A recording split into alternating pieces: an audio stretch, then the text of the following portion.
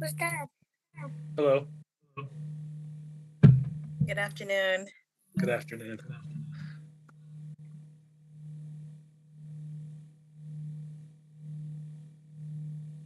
We'll officially start in like 9 minutes. So those that are here early, but you guys can talk amongst yourselves since I'm assuming you're all taking courses together.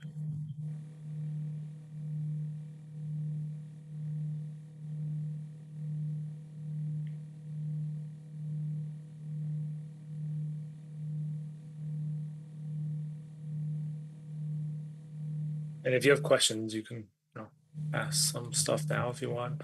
But some of it will probably be covered at this during lecture time, class time.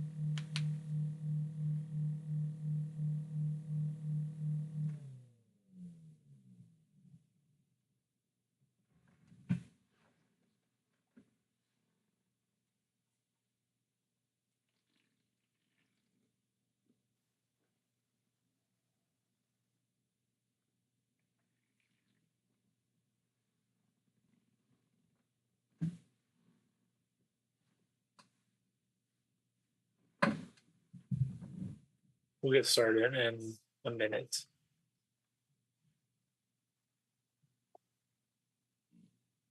I mean, we'll be more patient since this is our first class, first meeting, first week of the semester.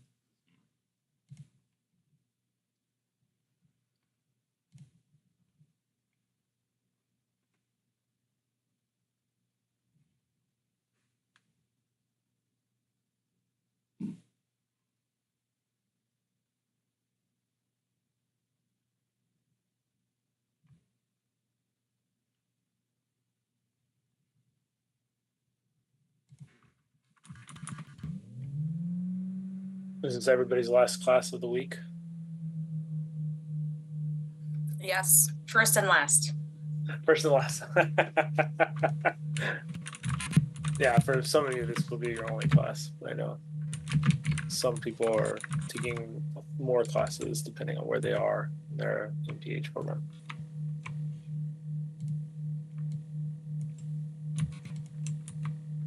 And if this is your only class, I don't blame you. It's 3 hours on a Thursday night.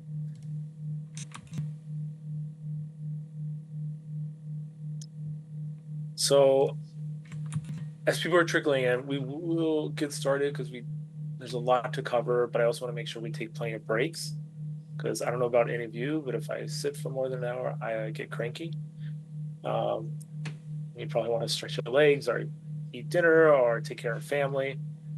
There'll be times that I'm teaching and I might have to be home where I have to put my kids to bed or something like that or wrangle them, but I'll try to avoid that as much as possible. But we have lives, so I want to make sure that we get breaks. So speaking of that, I do need a little bit of help. If somebody thinks that they're pretty good with keeping time management, to give me a little, Dr. Hibden, it is 5 minutes to 7. Can we please take our first break? Because I know myself, I am terrible, and I can go 100 miles an hour even if I'm getting cranky for not standing up. Anybody want to volunteer?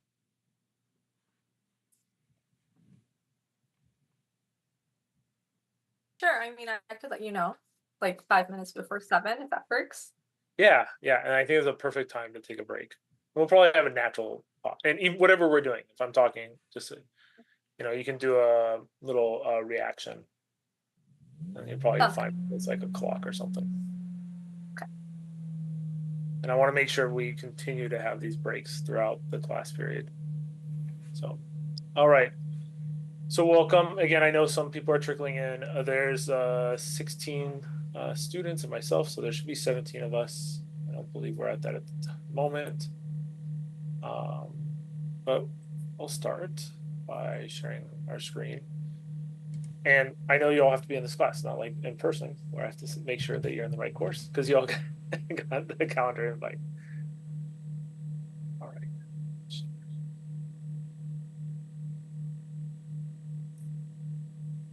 I'm hoping that you see my slides. Is that correct? Yeah. Can you see them now? Yes. Yes. Which ones do you see? The title page. All of them. All of them. The title page. Okay. Oh, we'll go like this. This is even more fun. So what I want to do first is we will click off of this stupid meme, but my other students say I need to embrace technology a little bit better. So anyway, so I want to start by talking about the syllabus and schedule. I sent in the email. I believe everyone was registered at the time that I sent the email. Please review the syllabus for any issues, concerns, questions. I know a few people have already emailed me, and I believe I responded to some of them. We will spend a little time talking about the schedule because it's weird, right? It's weird when you're like this mixed format, and we'll talk about the assignments, which I think most people are really curious about, how you're assessed for the course. And but I think it's important to making sure that you have. I was very detailed in the schedule, week by week basis, so to have it in your calendar ahead of time, so you know what's expected of you. So I will stop share here and admit some people. And I will actually share my screen of the syllabus from D2L. And actually, somebody asked, like, are you going to have more in D2L? Yes, there'll be tons of it. But I don't like clustering students at the first week. You're like, all of a sudden you're bombarded with everything. Like, oh, whoa, where is this coming? What is even this? So that's kind of why you're not getting too much. But at any point you need to interrupt me or have questions, please do. I wanted to ask, are there any group projects? Not really. But I treat the homework as like you can work together in groups. The projects are very individual based, so it's just you doing it yourself. But the homework, work together, collaborate together, help each other out. Obviously, it's going to be your own work. You know, you will have discussion boards on D2L. That's a good place to have talk and get to know each other. And then even in class, we'll be breaking out into group discussions multiple times today. So you'll get to know each other. Okay, thank you. What? I said thank you. Yeah, no problem. I don't know if it's good or bad. Some people love group projects, some don't. But you're grad students. I really want to see. My goal for the course, as you're going to see, is hopefully for you to have a nice little product at the end. Something that if you're interested in doing a thesis, but it, you know, course description, I'm not going to review. I mean, again, you're grad students, but my office hours, my 4:30 to 6 is virtual only. It's because I teach a course in the morning, and some of those students have evening courses as well. I'm kind of doing it to make sure it's set aside for you all for this class. So I teach a course at 9:20 on Tuesday and Thursday. So I'm usually on campus from 8 in the morning until 9 p.m. at night. So if these times don't work, we can try to find a different time. Just email me because it's very individual basis. And I'm very willing for even these other times that you see here or finding another time to make it virtual. You know, some of you might be on campus because I know some of you take other courses. My phone is terrible. Like I know some people have already called me. It's terrible. Email is by far the best. Okay. Questions on office hours, communication. If I don't answer email within 24 hours, that means it got lost. I average about 200 emails a day. And of those, about 120 I have to do something with. And that's just on my work. That's not personal. And so I'm just saying is like, but my first priority is to my students and my courses. So if you don't get a response within 24 hours, it means it got lost. And I apologize. Just send me a quick reminder. So my goal is to make sure that I always respond to you in a timely manner. Course material. Did you the book? This is your book. You actually do need it, but there's a way to get it free places. You do need this. Okay. Our assignments come from here. It's actually, I find this book does things very well. All the examples are very health related and bio related. Yes, question. Did you say we can get it for free somewhere? I have had students in the past say they knew how to get it. I don't know, but you'd be surprised. Well, if somebody Are you knows, showing us? let me know. Are you showing us? Are you showing us the book, or are you just? This is the book. We can't. I can't see it. Oh, here. I'll unshare. Okay. Oh, okay. There we go.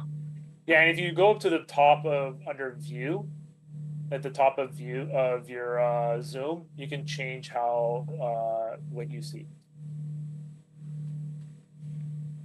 It's also the least expensive public health biostats book, and it's the one that was approved by the Illinois Board of Higher Education when this course was created. So there's like I have some obligation, but it's actually good. So, and if somebody has a link to where they can find it for free, send it to me and I will drop it in D2L so that everybody has it. None of you work for Navigate, right? So I can say that.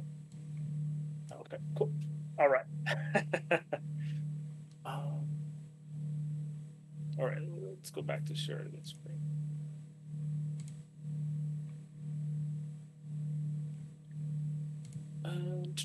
Okay, these are all the standard like assessment pieces in the college of ed. I'm not going to go through them. I won't convince you or lie to you that I'm an expert in this. I am in the math department. I am a mathematician by training. And I know some of your courses are taught by biologists. They're in the same boat, okay? So I will not fake my ability to understand college of ed, like standards. So this is our schedule. I want you to note today we're meeting. Next week we're not meeting. However, I will reserve a classroom where during our meeting time, or not, I don't plan on staying here until 9, but if necessary, I will, where I can meet with you in person to help you out with any technology, right? I can help you out with any of your assignment stuff if you just need to talk or whatever it need to be. And this is kind of outside of office hours. And if you want, I can get that room, and I can also make sure that I'm available for extended office hours for that time. So I just want to make sure you're accessible. But you will have extensive amount of work that's expected online. So you have a discussion, a paper to read related to public health. So and the first assignment will be up. Professor, I have a question. Yeah, please drop them out. Yes, go ahead, Kelly. You mentioned the program R is available on the school computers, but Yep. we could download it for personal computers. How Yes. would we do that? Yeah, and I can help you with that on a one-on-one basis during office hours to show you. It is not a requirement for the course. In the past, I have made it a requirement for the course, but based on feedback that we received from students, they would prefer, and from yeah, I'll answer your question, Chelsea. And feedback from people that have gone on to jobs and careers, they found that most of the companies are using Excel. So I want to make sure that you have both. I know R. I do not know Excel well. I'm not, and again, I'm not going to lie to you and say, yeah, I can do everything in Excel, right? Some of you might even be better at Excel than I am, but I know R. So I can help you with that. I can help with Excel. I'll figure it out. I'll troubleshoot it. But I think the calculations that we're doing in class aren't overly cumbersome. I just don't want you to be sitting trying to figure something out for like 2 hours that a computer can do in 30 seconds. So does that answer? I didn't answer your question fully, Kelly, but I can help you, and I will provide links and more resources on D2L so that you can also use them. Okay. Okay. Well, do we have a choice of, if we already have Excel or SPSS, we could choose to use one of those? Yeah, you can choose whatever you want. Oh, okay. And I do not know SPSS at all. I know Excel really well compared to SPSS. Okay. So my programming language is R. So I do a lot of coding in R, like almost every day. So, but yeah. But I can answer the stats questions. So you use what's comfortable to you. Okay. Cool. Thank you. Thank you. Yeah, no problem. Yeah, the question was the ones with the star here where you have online work, we are not meeting. But we can. I want to say we are not required during that time. You have online work and a lot of work you expected. But if you want to talk to me or you just want to come in and do some work in my office or in a classroom and you're like, just want to review it with me, especially as the material gets harder throughout the semester, I want you to know those times are available. Okay? No, these are great questions. Love it.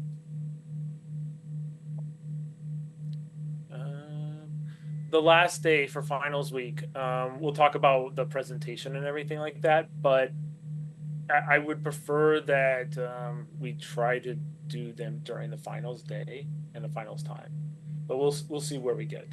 Okay. They will not be in person because these are presentations. We can do them virtually if you want to do them in person. And we decided halfway through the semester, actually, I think it would be fun for us to come together as a person, and every person agrees to it. Then we'll figure it out. So I try to be flexible within that. Any questions on the schedule? And I'm going fast because I wanted you to review this beforehand. All right. Everybody's doing great. Okay, assessment. That's probably what a lot of people care about. I kind of break the assessment into 3 parts. More than that.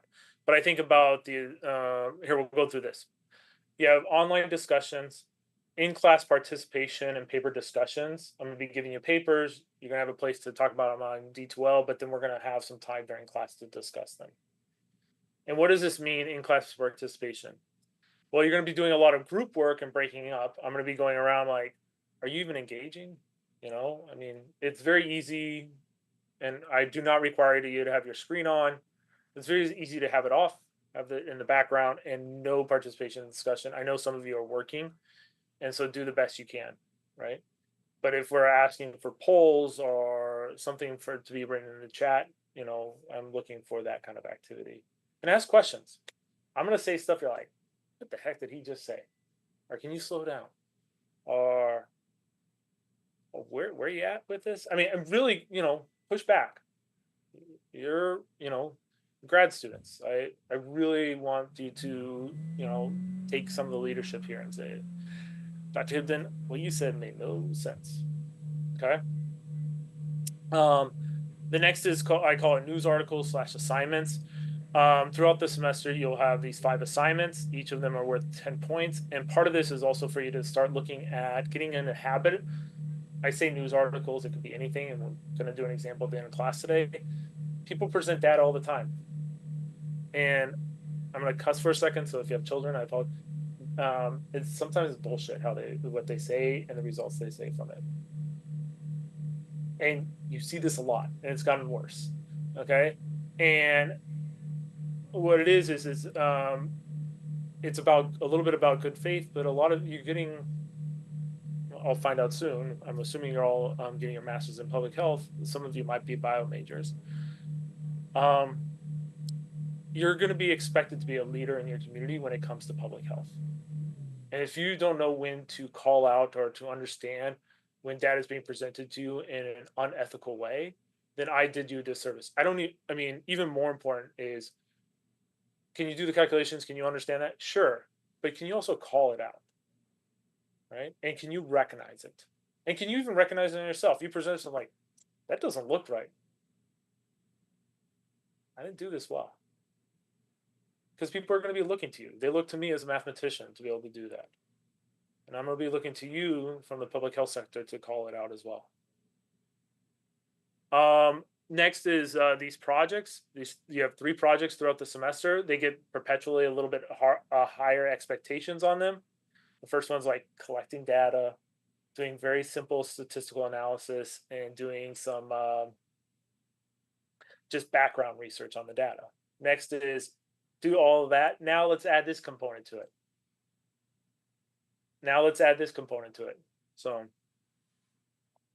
you'll see, I'll actually post project 1 this weekend, so you can get a sense of what the first project's going to look like. Questions on the assignments and stuff like that?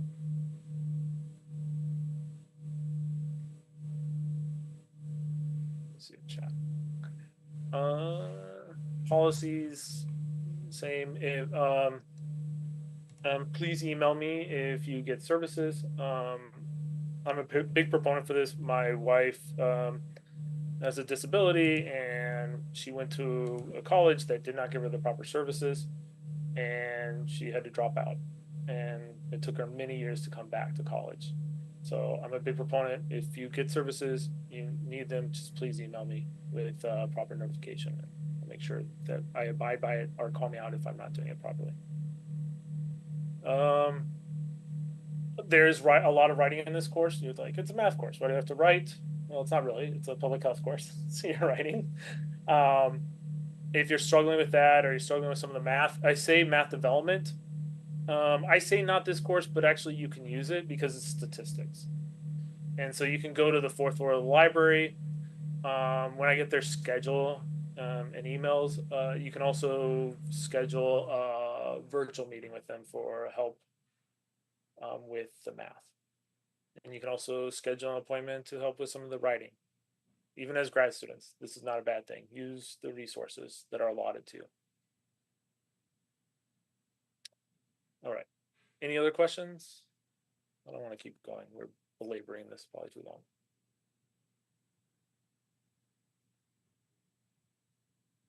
Thoughts?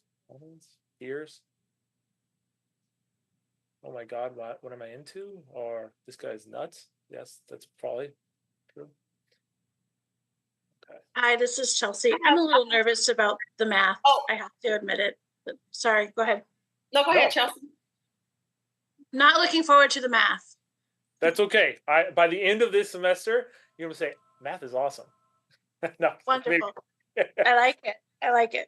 Tiara, did you have a comment? Yeah, like Chelsea said, I'm super nervous to be taking biostatistics because I took statistics and it was very, very stressful. So is biostatistics like more concentrated and focused on like what we'll be doing in public health?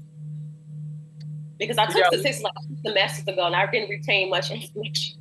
That's okay, and you'll probably recall a little bit of it. And there's people here that have never taken a stats course, so you might be way more ahead than you think you are in that sense. Mm-hmm. Yeah, the examples from the book and the assignments, the readings are very focused on public health. I expect your projects, you get full flexibility and freedom on what your project is investigating. And we were talking about it, like today we're going to be talking about like design, study design. That's very public health. Right. That is actually way outside my area, right? So. And I did the data count over the summer, and they tried to show us a little bit about our studio, but that was hard to understand too. Yeah, and I think, as I was telling Kelly, it's totally whatever you're comfortable with. If you're comfortable with Excel, Google Sheets is free, right? You all have access to that because you have an EIU account. All right. If you're more comfortable at SPSS or SAS, and that's like where your training is, go at it. Okay.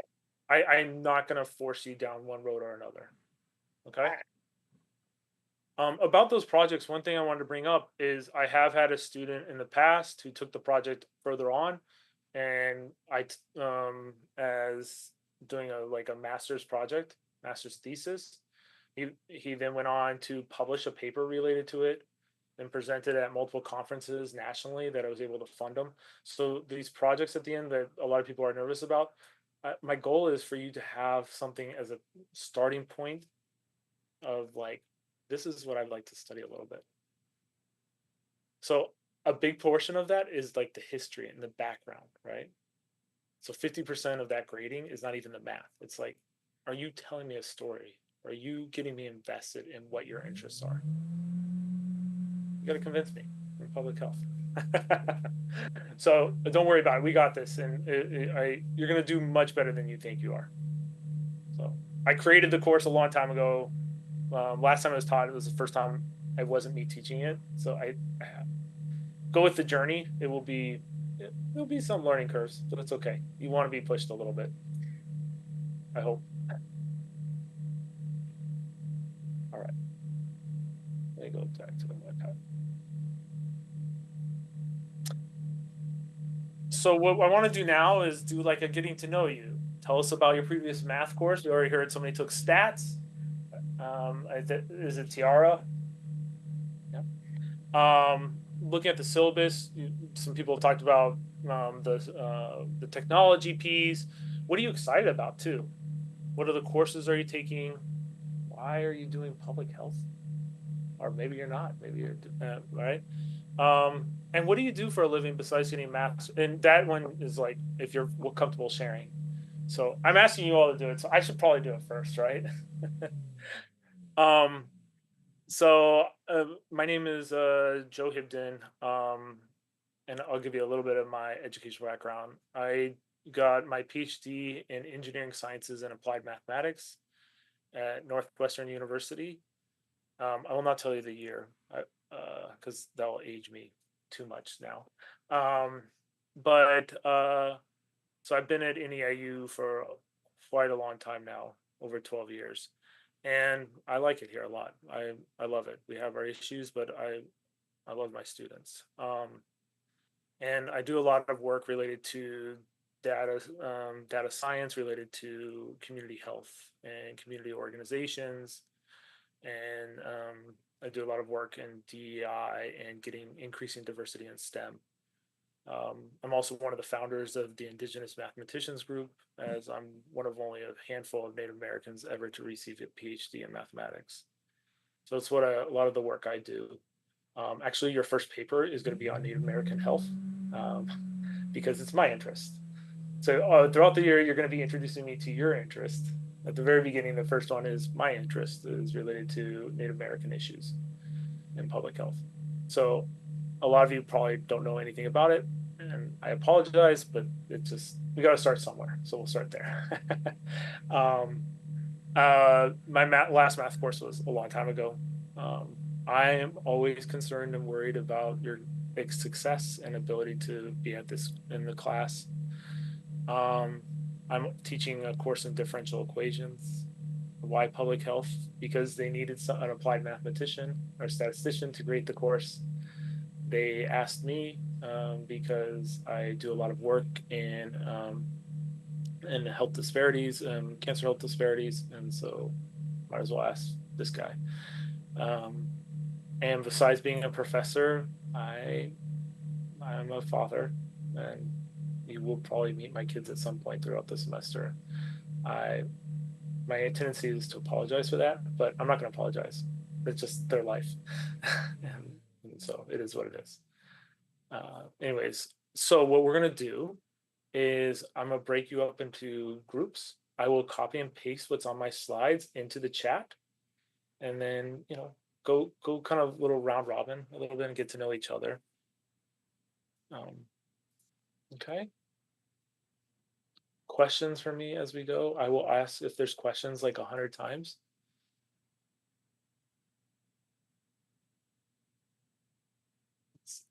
Let's do 3. There'll be 4 of you in each group, I believe. All right. So the rooms are open.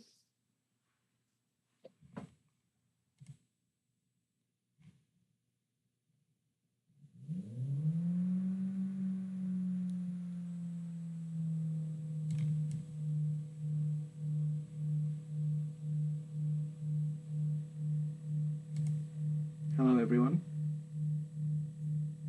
Hello. Hi. He said that he was gonna post like the questions, right? Yeah. I don't remember the questions.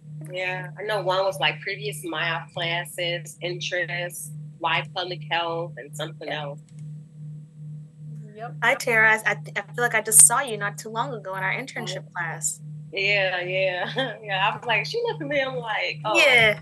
Interesting class. Interesting it was class. like this two, Middle it was East. like 2 meetings we had, right? Yeah. It's like 2 or 3 meetings, yeah. And then I know you. I've had you in my classes before. So Maya, I believe I've had you in my classes before. I'm not sure. Yeah.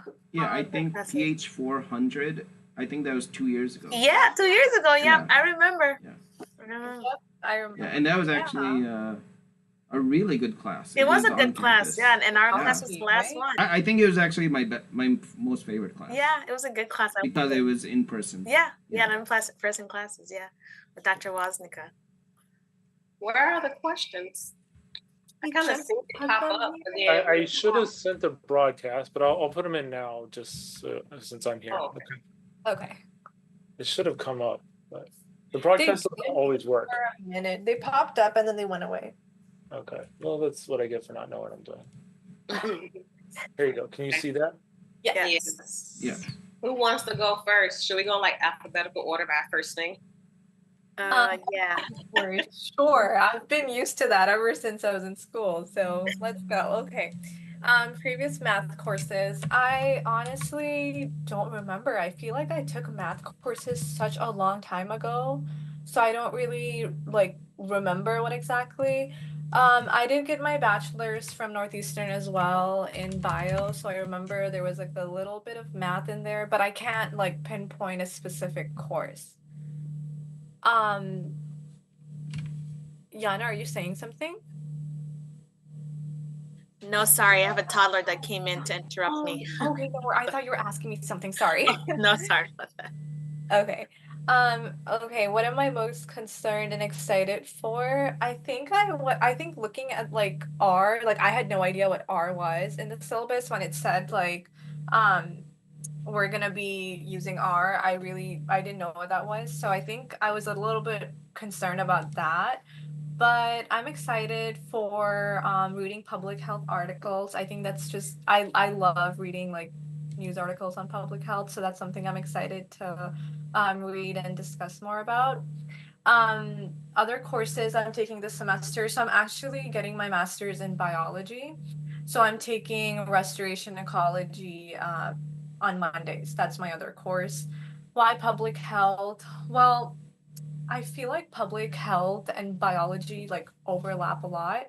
So I think this is my third course that I've taken in public health. And I always see a lot of overlap with my bio courses. What do you do for a living? I currently work at a home healthcare. So that's what I'm doing right now, besides school.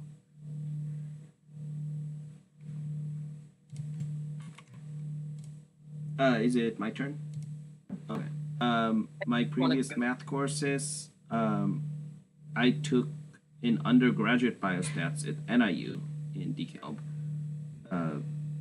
That was during or just before COVID.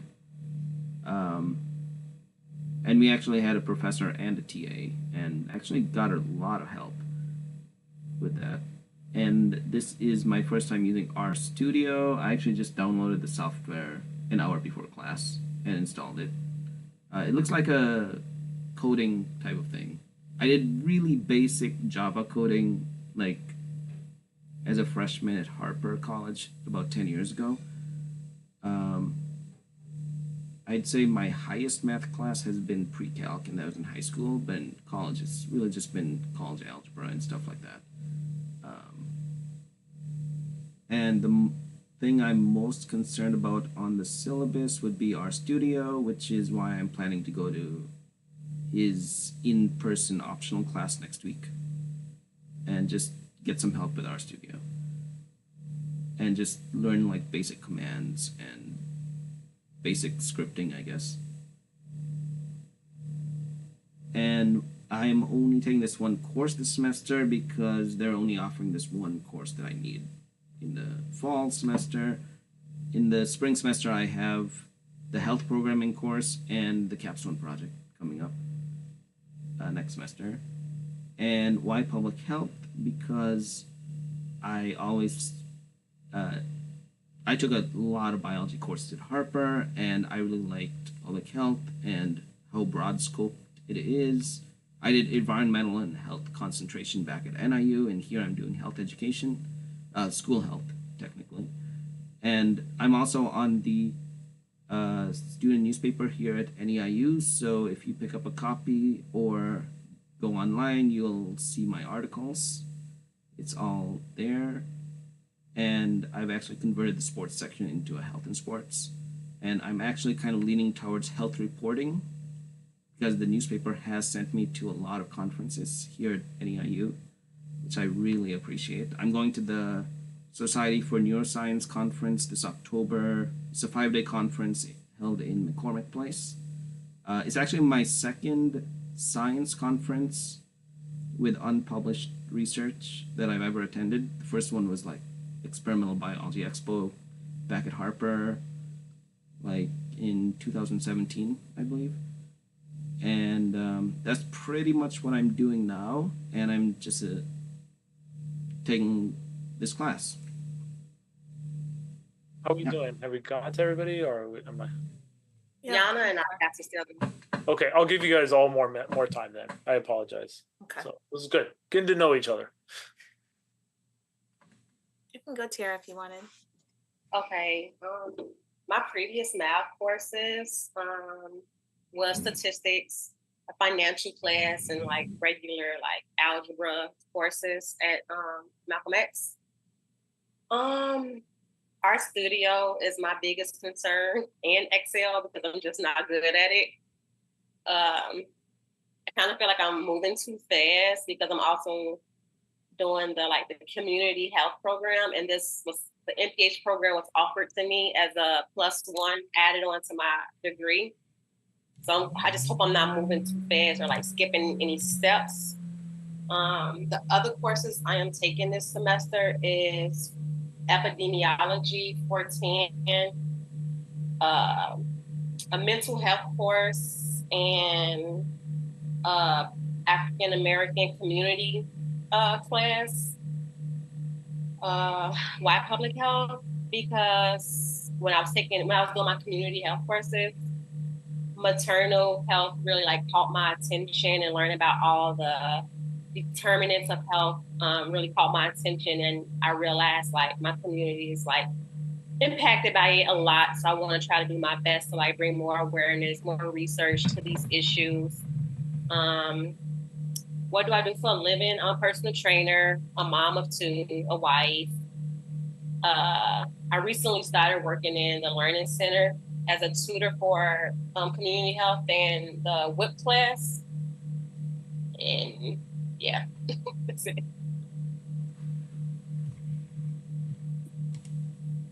I noticed you have a spotlight in the background. Yeah, I just noticed that too. Yeah, I like to record videos on Instagram. Instagram is so fun to me. I would take it seriously, as a way for me to relieve stress, and I like to be funny on social media. Yeah, I've seen Twitch streamers have that kind of thing too. Yeah. And I think they have one of those in the podcast studio at school. Oh, I didn't know podcast studio. Yeah, they just opened up a podcast studio. That's nice. For talk shows, you can have guest stars and stuff. Well, things we find out. I think we should start a group me, just so we can stay connected to each other, because I really want to be successful in this class. I want to pass with an A. That's my goal, to pass this class with an A. And I feel like if we all communicate and help each other, I think it could be possible for everybody. I agree. No, that's a really good idea. I think we should. Well, I'm Yana Raymond. I've taken Calc 1 and 2 and statistics before, but I'm the kind of person who still questions what is the point of this? Even though I've taken those classes, I do love math, but still I question, what do we need this for? When are we ever going to use it? And I look forward to this class because I do want to enhance my data analysis skills. I know Excel a little bit, but I look forward to learning more about R and even Excel if he feels comfortable showing us that too. I'm not taking any other courses this semester. This is my last one for my MPH program, and then I graduate in December. I don't know how that worked out that way, but somehow I managed to make it happen that way. I'm doing public health because, like Tiara, I'm also interested in maternal and fetal health in the Black community. When I did my capstone, I focused on data analysis on maternal and fetal health and looking at how income impacted that within the Black community. And so I'm just hoping to pursue that possibly in a PhD in epidemiology at UIC. So I'm really interested in being in school all my life, pretty much. And right now I'm working as administrative staff for anesthesia in Skokie, Endeavor Health.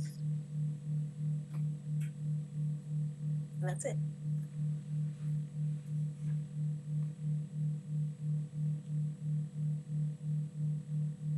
Do we go back to the room?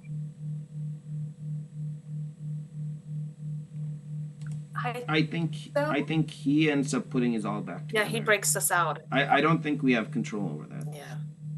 Okay. Yeah. So when he say newspaper article, we just mean like a journal, right?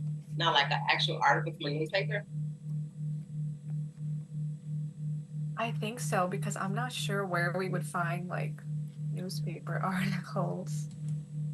I think maybe journals. like New York Times or Washington Post, a health-related article. Yeah. Whenever we go back. And technically, I have newspaper articles in health on our student newspaper. I haven't read a newspaper. Yeah. I'm not a big fan of searching for newspaper articles, but I guess it's going to be something we do in our public health careers, our biology careers, and Yeah. so I'm not a big fan of searching articles, but something we have to do. Yeah, I'm definitely getting experience writing health articles by covering stuff for student health services, like mental health, substance abuse, drugs, and nutrition and contraceptives. I have a lot of interest in research too, but I feel like maternal health is like the easiest since I've been doing it for so long. So we keep it simple for this class. I agree. Oh yeah, I agree. he's inviting us back to the main room. Wait, Tara, in 1 minute. Tara, one question. Who are you taking for epidemiology? EJK. EJK? Oh, okay. I love her. Yeah, like she know my personality. Like I be going to her office hours, and she just good. Okay, good. All right, I hope to see you guys all soon. Bye. Bye, guys.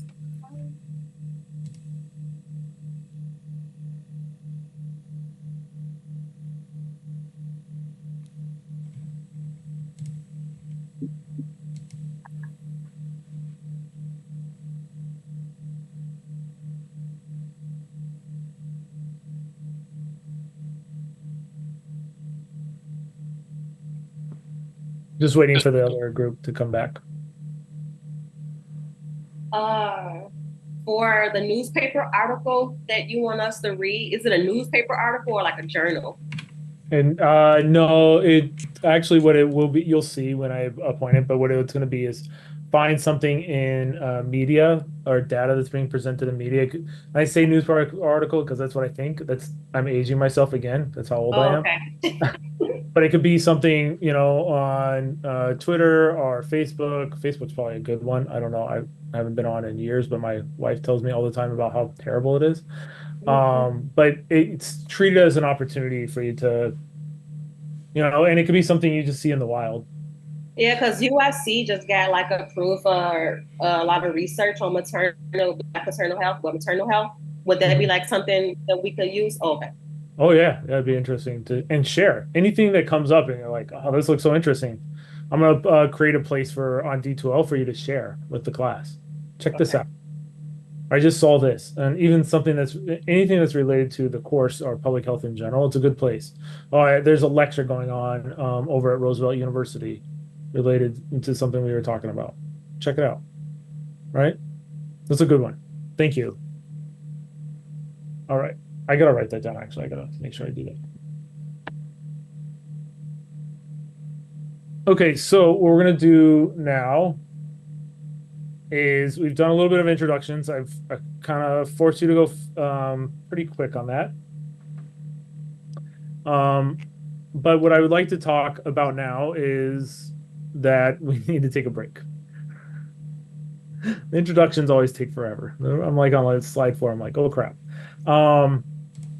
But we'll move a little bit quicker. But as we're going into our break, I'm gonna give you access to a Google Doc. Okay. That Google Doc has hyperlinks at the top that'll take you to places that we're going to be discussing throughout the class period today. The first one is about classroom norms. Anybody know what a classroom norm is?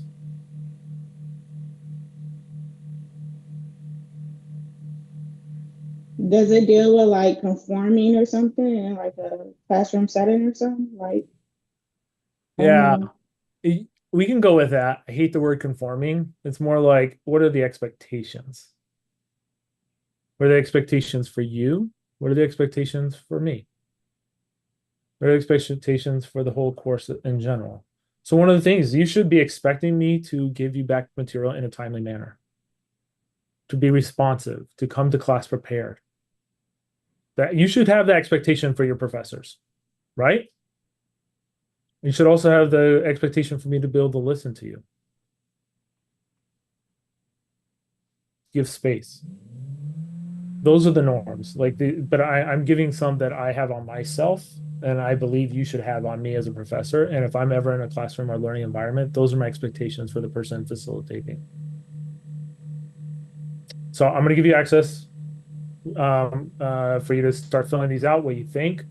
Do that within the next 7 minutes. And during that time, please get up and stretch.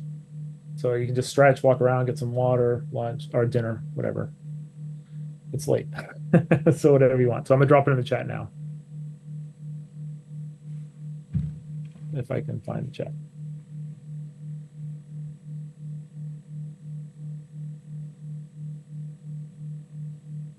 So let me know if you have issues accessing it.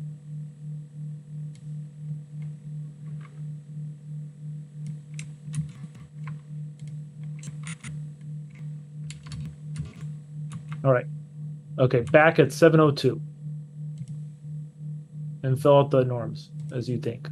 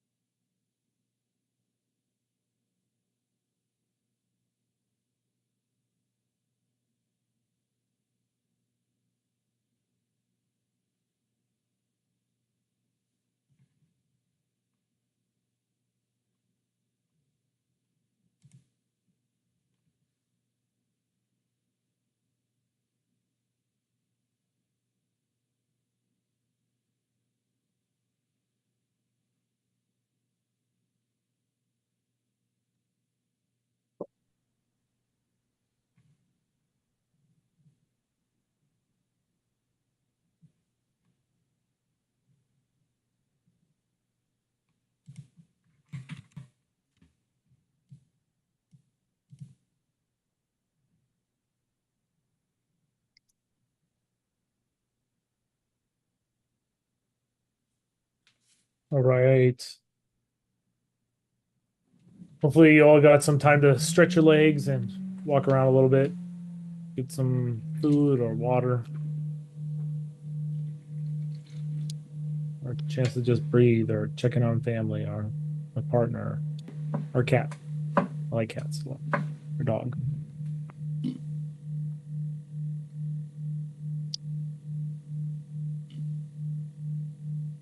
Well, let me know if you're back, please.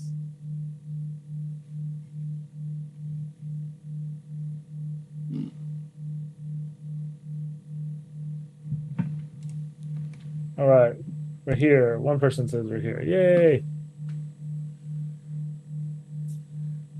This is Chelsea. I'm back. Yay! All right.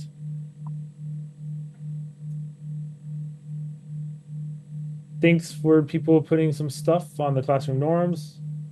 I like cite all work. Mhm. When in doubt, cite it. I'm writing a paper right now, and our corrections for a paper. We had a quote. We saw a general quote, and it's like, who originally said this? And we couldn't find it. We're like, it's just a saying. It's out there. It exists.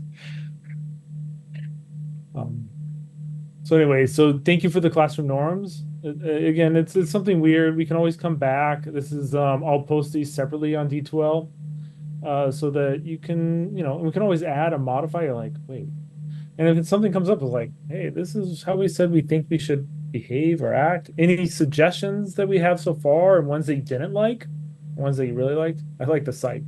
That's a different. This is me being nerdy. I really appreciated how many of the norms spoke about communication and how communication can be sometimes tricky, and so be mindful and respectful when you communicate. Cool. Any other thoughts? Have you had to do with this with any of your courses yet? Okay. Huh. No. That's a weird math transition thing. All right. I'm sorry, what's the expectation about having cameras on or off during the Zoom? Do we? It's up to you, but if you all have it Okay. off, I'm gonna get really bored. Now, during office hours, I would appreciate if it's just the two of us, if it's on, because it's like me talking to a blank canvas. Yeah. But if you're uncomfortable, I respect that during class. I mean, some of you might be in situations like I can't. I'm not comfortable. It's I have to respect that. But the fact that I'm seeing some of your faces makes me very happy. You have no clue. It makes me comfortable too, because I actually prefer teaching in person. I really love teaching in person. So I've been in enough work Zooms for them to be like, please put your cameras on. Yeah. yeah, it's tough, right? It's a tough situation because we don't know everybody's where everybody's at. Yeah. And sometimes, like, I feel like I look like not very good, and I don't want to share how I look, and it'll distract me. It's okay. Let's go back to our slides. Are we here today until 8:50? Yep. Yes, we are, but I'll make sure we continue to have breaks, okay? Well, am I killing you all? How do you think I feel? I'm tired. I taught a morning class, so I'm really tired, and I don't normally teach morning classes. But you said whenever we don't have class on Tuesdays, we can meet you on campus at the time of the class? On Thursdays, yes. On Thursdays? Okay. Yeah. If it needs to be another time, let you and I talk outside of class. Okay. You're taking this course. What the heck is biostatistics? Okay. In the chat, you can drop what you think it is. I'll keep moving. I'm going to give you the simplest definition. And I hope by the end of the semester, you'll have a better definition to work off. Draw meaningful conclusions from data. That's about it. It's statistics in a nutshell, right? You get a bunch of data. Yes. And please, as your thoughts of what biostatistics is comes up, again, drop it in the chat here on Zoom. I do have a kind of a cool blog about biostatistics and public health. It's if you get a chance, again, you'll have access to these slides. So if you get a chance, you can check it out. I think it doesn't hurt for you to take time to kind of really look into the courses you're taking beyond what I, as a professor, says it is. But we said data. So what do we mean by that? So this is a public health, part of the public health major, our Master in Public Health program. And if we go back, it says draw meaningful conclusions from data. But what is the data in public health? A better question is, where are you going to get access to data in public health? And I think that's a big piece because actually that's related to your projects. You're going to have to get access to data. So we're going to go back to that Google Sheets again, and I'm going to break you up into your groups, and I want you to see if you can find a link or two and drop it in. And this link and this Google Sheets are going to be accessible to everybody. So we're helping each other out. We're kind of collecting a cloud of information of like, where should I get data? And a lot of you are probably going to come to the same place. Let's avoid the COVID for related because you can find that off of a dime. I can't snap right now. So let's go into our groups, and I'll drop the link again to our Google Sheets.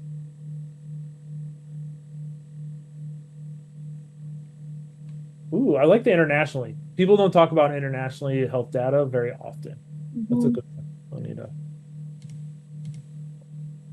Yeah, this course, we do not collect data. We take data that's already being provided. I don't want to deal with IRB. That's a whole nother, board, right? Everybody know what IRB is? Review something. There we go. That's all I make sure that we do ethical treatment of data within our research as it pertains to either humans or to other type of life. All right, let's go to our groups again. We'll create the rooms.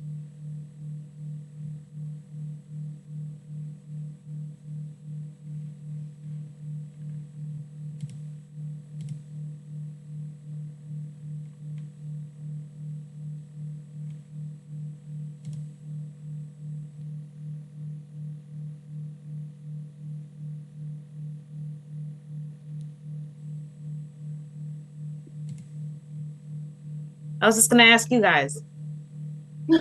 No, did he say found like an article or something? I think he said find some websites. Yeah, but didn't we already find some websites in the Google? Yeah, we did. I saw the CDC. I saw the NIH in the web in the. Yeah. Maybe when I was at NIU in my GIS course for public health, we used something called CDC Wonder, Have you heard of CDC Wonder? No. That basically gives you just decades and decades of stuff. Is it affiliated with It's- CDC itself? Yeah, wonder.cdc.gov. Oh, interesting. You better be dropping this in the chat and in Yes, the please. yes. I've Yeah, never I'm even copying heard and of it. pasting. Yeah, we use this in at NIU in my public health GIS course, So, my undergraduate. so drop it in the Google Sheet. Oh, put it. Oh, yeah. Oh, in the list of websites or locations, that Yeah. document? Mm-hmm. Oh, okay. We're crowdsourcing people's knowledge. All right, I'll leave you alone. Sorry.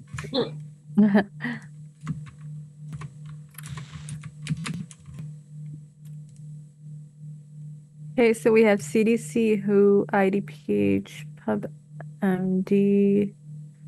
Some of these I haven't heard of. I've been heard of the fifth one, NAMI. Oh, look what that is.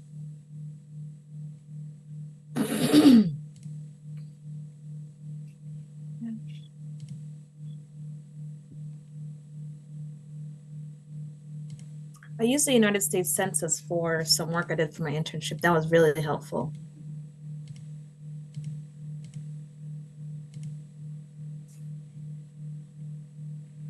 No one has said Google Scholar yet, so I'll put that down.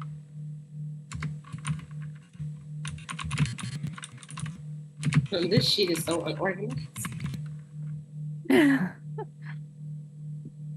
And if you find research on Google Scholar, you can use Sci-Hub to bypass We already did that. Was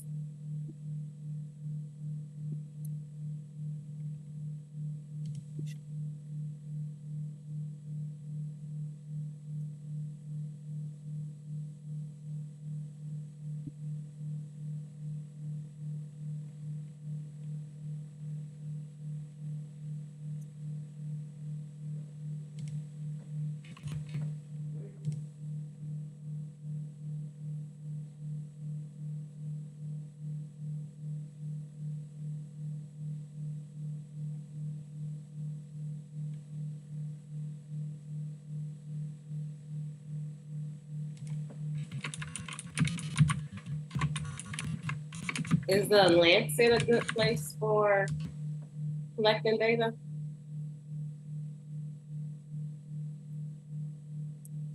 I've heard of it, but I've never used it before.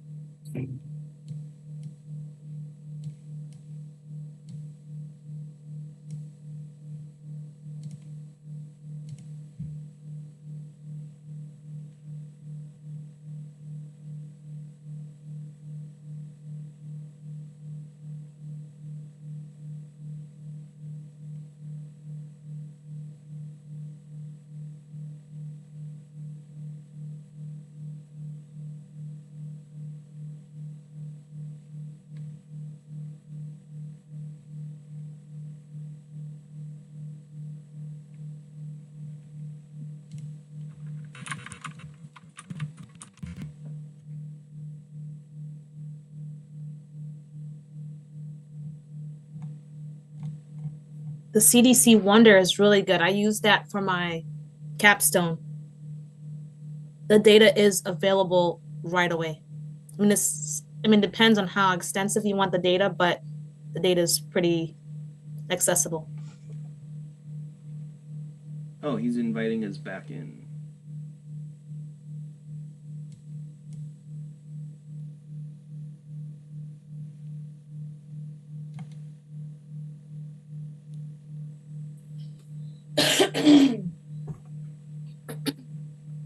How'd it go? As we're waiting for others to come back. Productive? Yeah. I learned stuff. I thought I knew like where to get all this stuff. It's always cool. And again, you're welcome to access and edit these at any point. Everybody in class has access to it.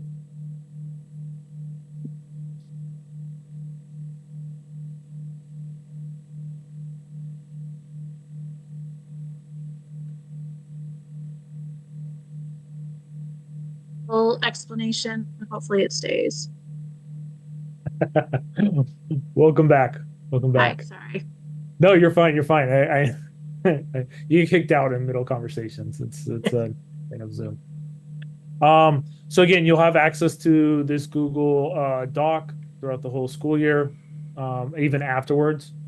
As long as, because I'm the owner of it, I just want to make sure that, it's an opportunity for you to say like, oh, I remember I had a whole list from my biostats course. Oh, let me look at this. And we learn from each other, right? All right. Well, I'm learning. So if you're not, I don't know what to say.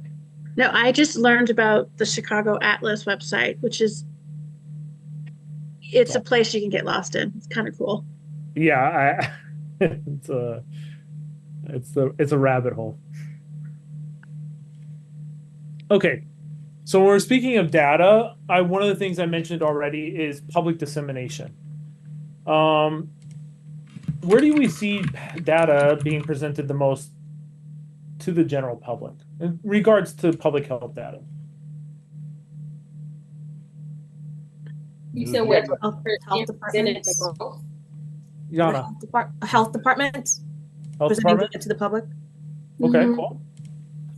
I would say social media. I got all my COVID information from social media. Yeah. Cool. I feel like living in Chicago, we get a lot of information pertaining to gun violence.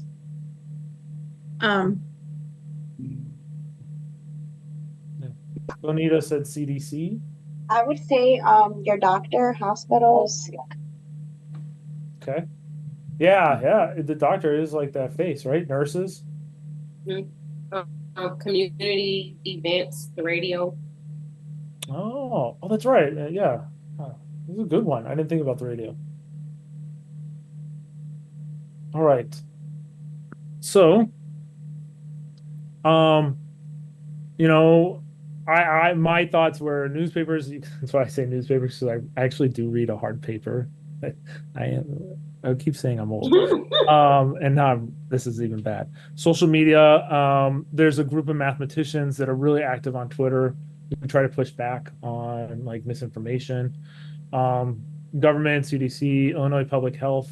Like I was during the height of COVID, I was on the Illinois Public Health all the time and doing data analysis from there.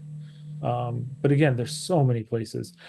You all have .edu accounts. You do get discounts or even free access to papers and stuff like that throughout the country. So I think even NEIU students get free to the Washington Post, maybe. There's a New York Times. Is it New York Times too? Yeah, I know I get a discount for the New York Times, but yeah, if it's free, I better check what's going on. All right, we talked about all this. Where do we start? So one of the things you want to start with when we're talking about data or dissemination of information, even before you get to the data, like you should be asking yourself, what is the question? What is my research question? So what do I want to know? Right? And some of you already saw in the Google Doc is I was talking about students at NEIU who take care of their elderly. It's a legit question, right? And what is their impact on their ability to access resources on campus? So it's a good question. So how would I design this? Do I need to do a survey? Do I need to, is just getting 10 people that are grad students, undergrad? Am I surveying the whole population? If you know, how comfortable I am with how much uncertainty in the data from the survey am I going to be, right? Do I need to go over multiple years, or should I focus on just this last year? Like, these are questions that come up when we start thinking about research questions. So what is the limitation? Can I take what I've learned and apply it to other schools? And we'll come back to that question in a bit. So again, a lot of breakout rooms today. In general, I don't like to be lecturing the whole class period. So what I would like for you to do is, again, you're going to go back to your breakout rooms, and you'll get new breakout rooms every time we meet. And what I would like you to do is come up with like some questions or thoughts, or and what your interests in public health are. I know many of you have already started filling that out, but share with each other and see if you can come up with other things, or you know. And again, I'm only going to give you 5 minutes, so I hope that's enough. We'll see. Okay. I'm opening the rooms again.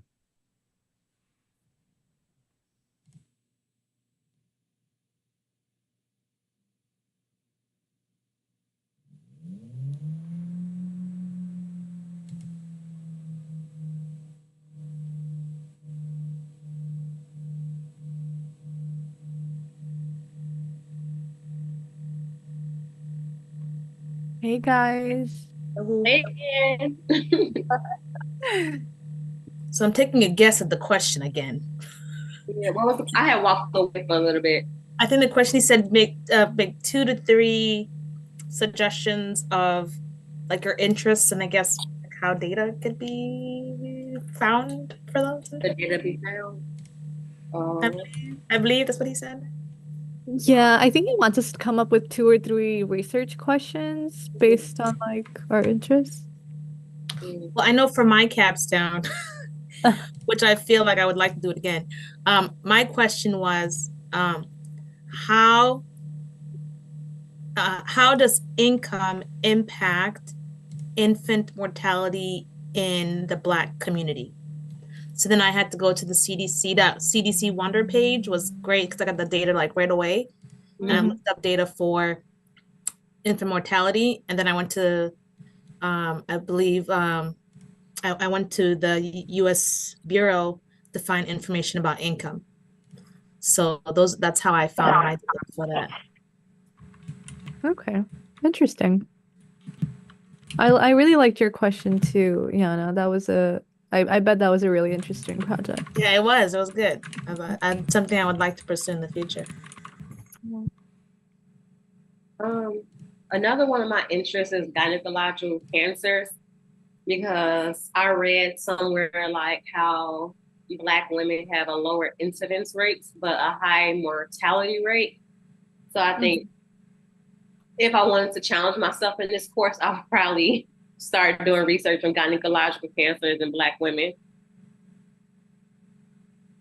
Do you think it could possibly be that maybe it's underreported, which leads to like higher mortality because it's just not caught earlier? You know? Like lack of cervical, like lack of screening, HPV vaccinations and stuff like that. So I think if I was interested in something else, that'd be the second route that I would take. Yeah, lack of education, because like I think kids can get the HPV vaccinations, but the parents gotta have an education on it as well. And like you gotta get like 2 to 3 shots. So it's like going back to the other shots.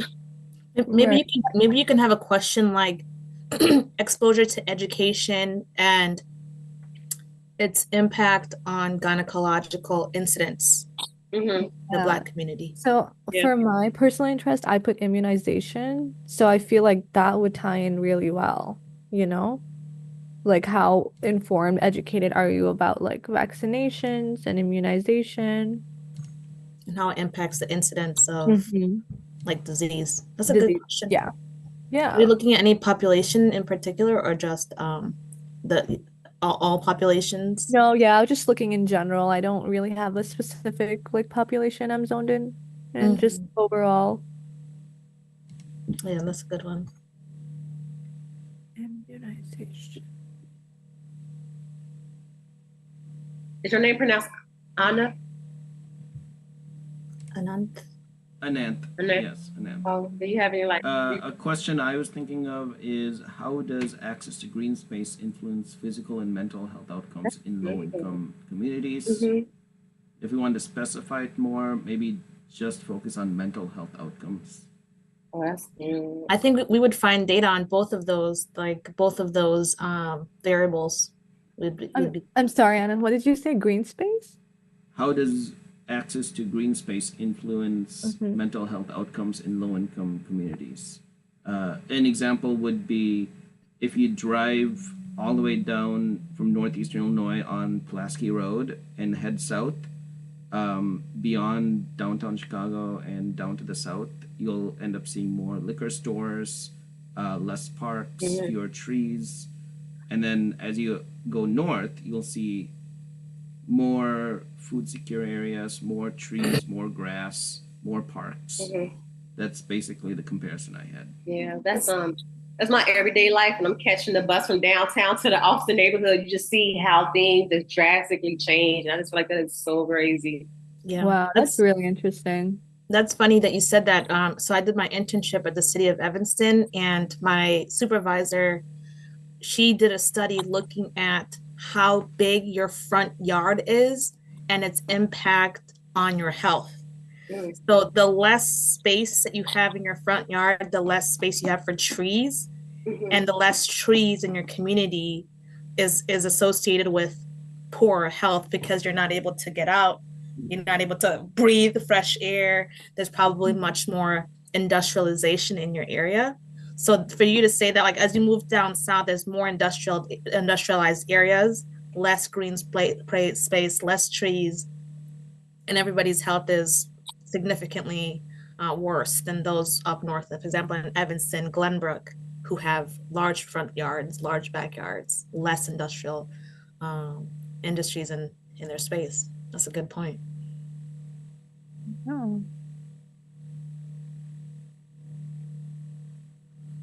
During my undergrad, I did a project on comparing women's cancers between women that lived in like urban areas and more like industrialized areas. And there is so much research that shows women that live in more industrialized areas are exposed to a lot of like bad stuff in the air, and that leads to like higher cancer incidence rates in women. I'm not sure why exactly they focused on women specifically, but that was my project and it was really interesting, you know? Yeah, and I think it's also like, oh crap, sound go.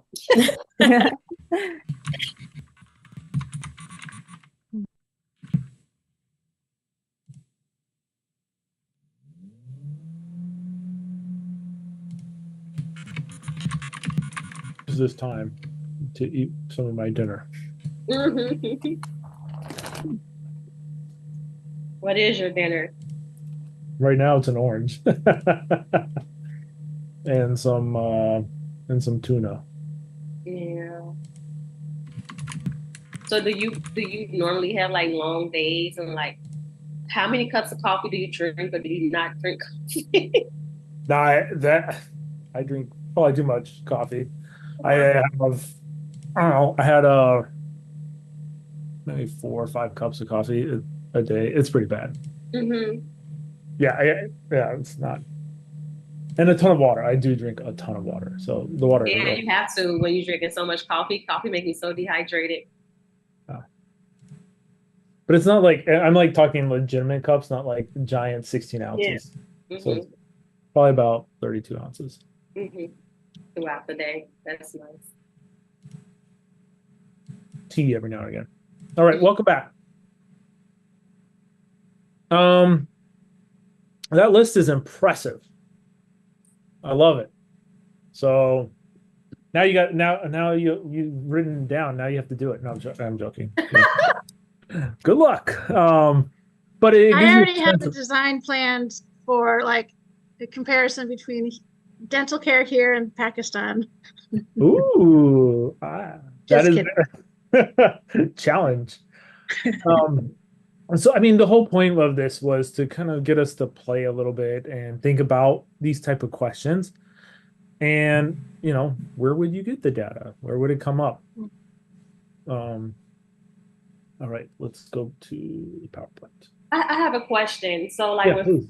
when creating a research question, would it be more difficult getting data the more concentrated it was? Like, if I was to focus on like the Austin area in Chicago.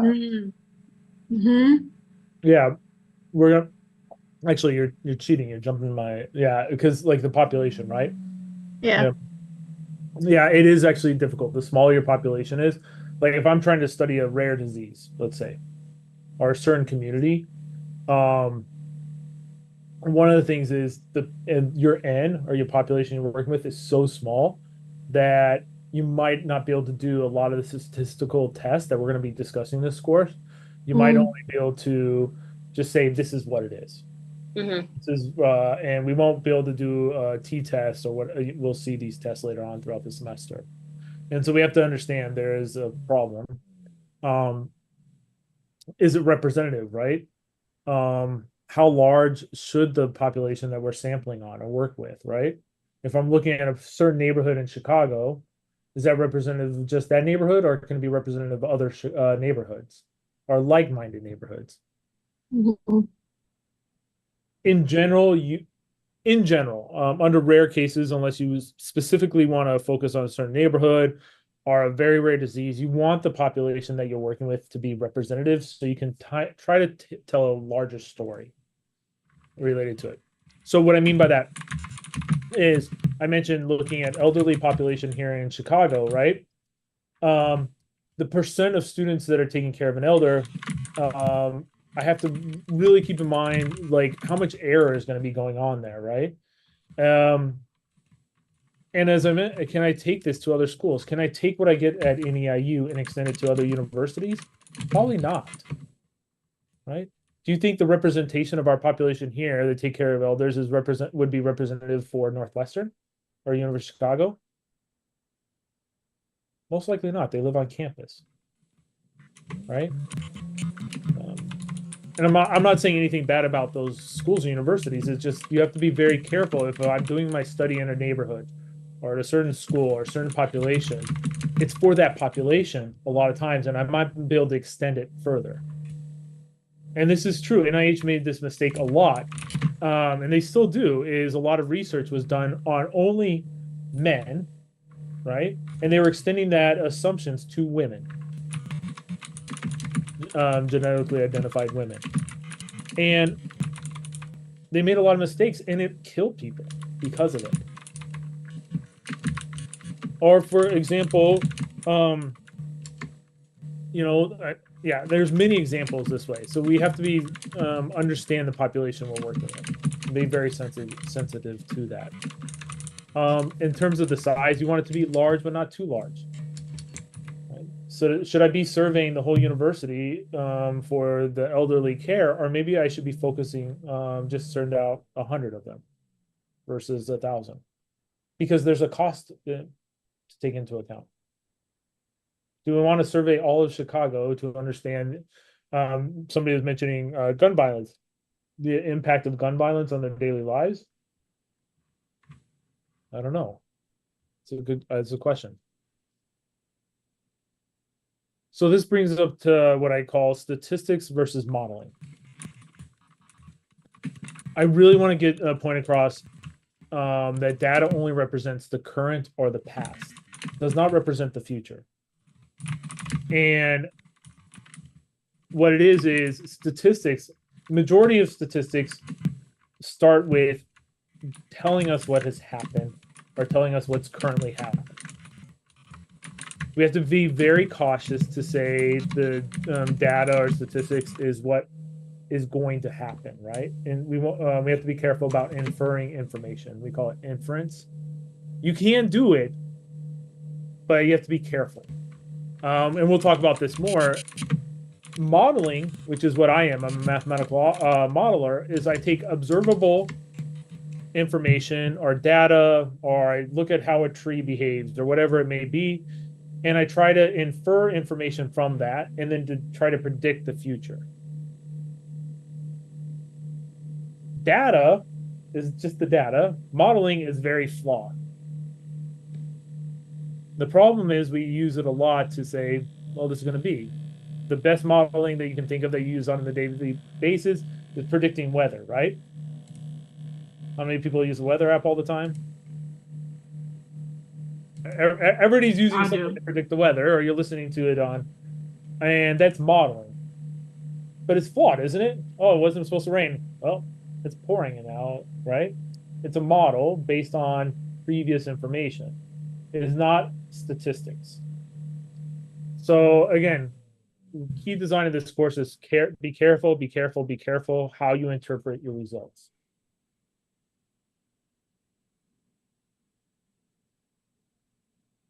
Questions on statistics versus modeling or thoughts on that? I have a quick question. Yeah. Well, we can't say something like statistics show this might happen in the future. Like that would be an incorrect statement. No. Yeah, what it would be is statistics have shown this is what's happened. Mm-hmm. And we can use that to help us develop a model to predict what will happen. Okay.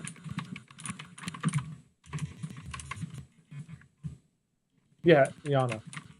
So when I did my my thesis, I looked at the CDC website, and they had data because the data is like 2 years behind in each of these. When you're looking for the data, it did give me like a sheet, and I forget the name of it, what that reflects what would happen the next year, and it had like real looking data on there. I forget the name of that information. It's called like, it started with a P, but it's like information that will happen. It's predictive analysis. Yeah, but that seemed like real data. It didn't seem like modeling. I don't know. CDC looked like it was statistical data. Yeah, so it's a mathematician like myself. Okay. CDC employs a ton of mathematicians, and they take the trends that they're seeing, and they try to predict out. Yeah, and they should have had a warning on the CDC that says this is predictive or whatever. But yeah, so it is a model. They just don't say it. I mean, so if you reach out to the mathematicians that do it, they're like, oh yeah, it's this model. This is what we use. These are our tools. Yeah. No, it's called statistical inference or statistical modeling, basically. That's a great question. Good observation. Other thoughts? Okay. Appropriate design. You notice I use quotes around appropriate. We wonder why I use quotes around appropriate.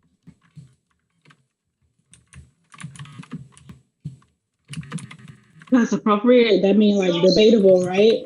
Does that mean like it's debatable whether it's good or not? Yeah, you're 100% correct. That's right. It is debatable, of course, right? Appropriate to who or to what? So again, we're gonna go up into our breakout rooms. I hope you're not tired of doing the breakout rooms, but it's much better than hearing my voice for 3 hours. And what I would like you to do is just take one of the topics that you discussed and write up a question and 1 or 2 sentences related to that. And so let's take some wordsmithing. And so with this, I want you to think about the way you ask the question. Remember, it's a hypothesis. So before we get there, I just want to give an example. The risk factors to disease development that may impede your success in college or savings, retirement, whatever. These are not good examples. Okay, there's not a complete sentence. Don't do this. Okay, I should put it in my notes here. Bad examples, not complete sentences. Okay. So let me open the breakout rooms again.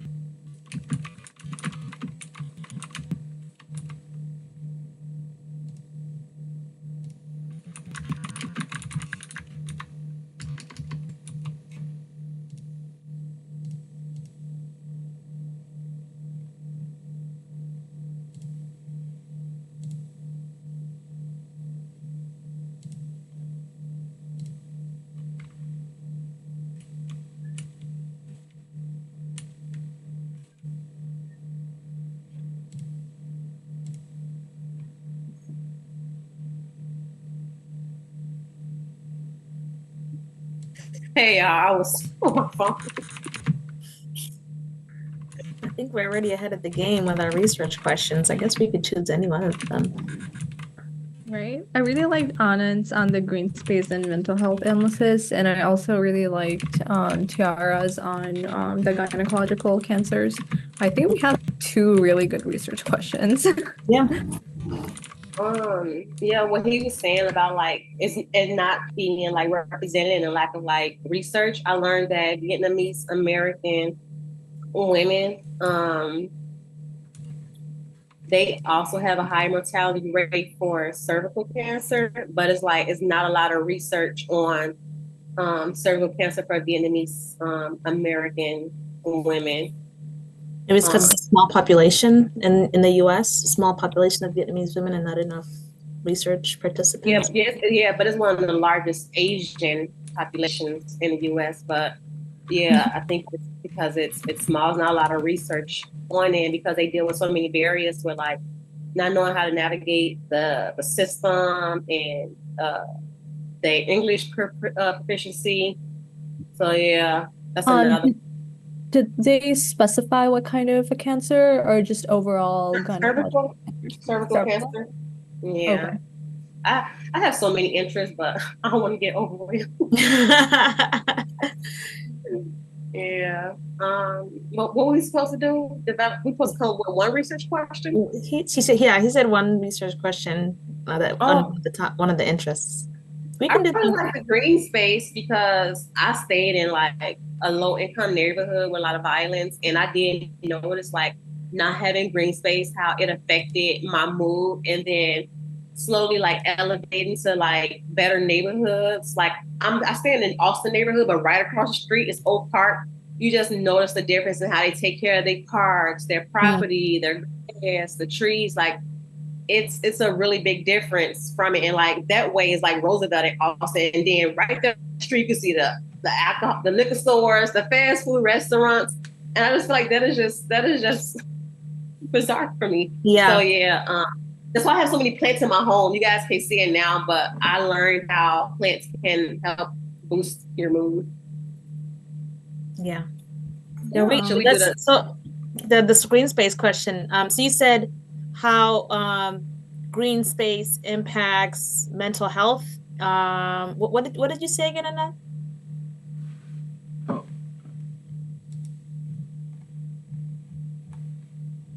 How does access to green space influence physical and mental health outcomes in low-income communities?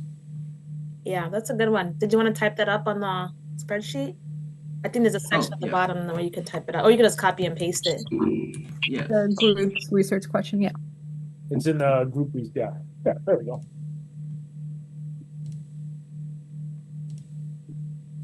So we would need to find data on, hopefully we can find data on how those two things relate to each other. Mm-hmm. We have to, hopefully we can find something on that connects them together. By the way, don't worry about that. You don't have to do that. This is just... okay. Like I know like some places they build community gardens, but after they build community gardens, like there's nobody taking care of the gardens. Yeah.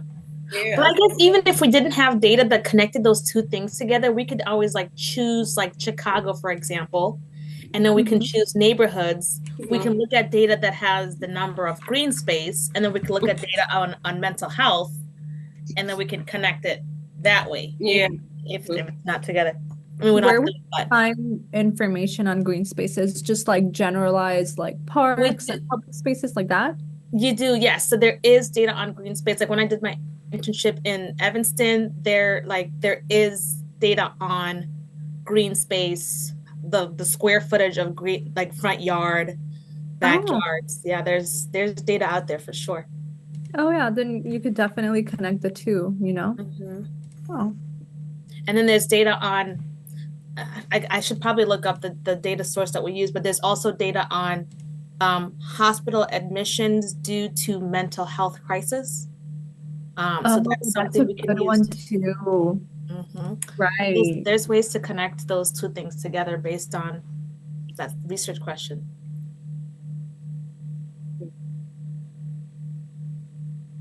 So if you were to do your paper, you'd narrow down on like how would you define like mental health status? We would define it by hospital admissions.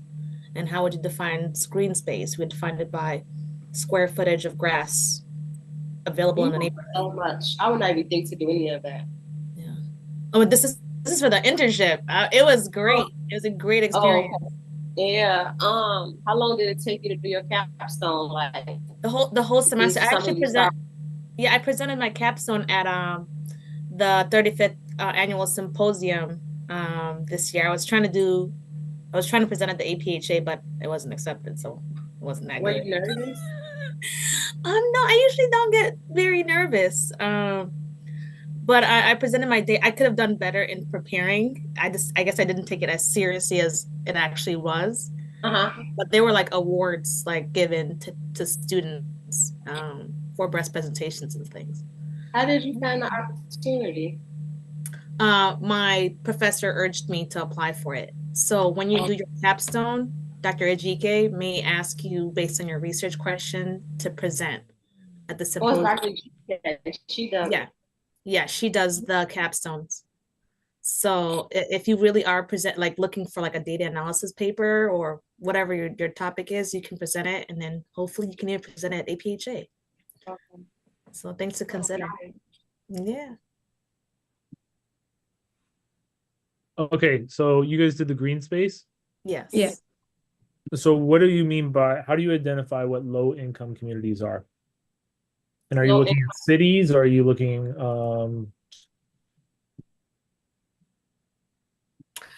we can do low income.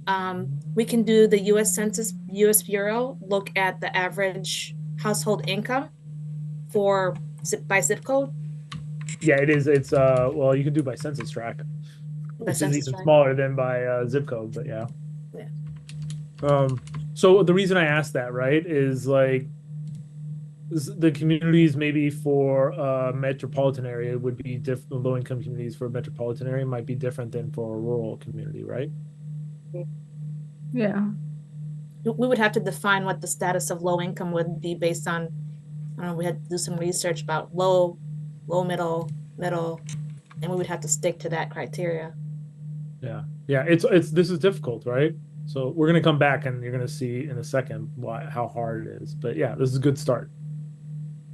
Good question, by the way, because I'm interested in that too. Mm-hmm.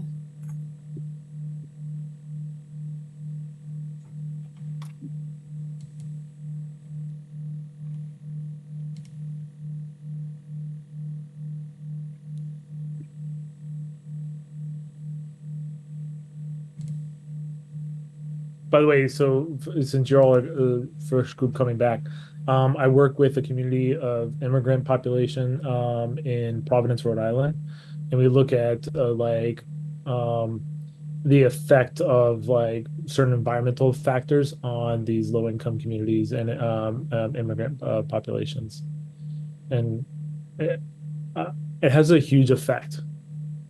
It also affects your bills, right? If you have green spaces or trees, it keeps the area cooler. I was actually just telling my group that I worked for the city of Evanston in my internship, and my supervisor presented data on how the bigger your green spaces in your front yard impacts your ComEd bill, and it also impacts your mental health and so many other things in the city of Evanston. So that's a really interesting thing to look into for people who are interested in that. Yeah. Yeah, I'm curious about my wife's from Evanston, so I would be very curious about what that is like. Mm-hmm.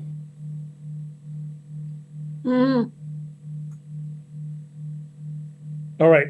So it seems trivial, or maybe not, to write up these questions, but then somebody like me comes in like, well, what do you mean by young adults? What do you mean by low income communities? What kind of communities are you looking at? Air quality, why are we just looking at south side, north side? Why aren't you looking at the west side of Chicago? Where do you distinguish that marker?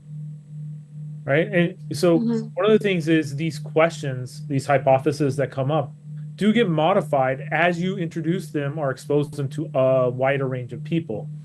Yeah. So one of the things is in research, you don't want to hide the question that you're asking. Okay.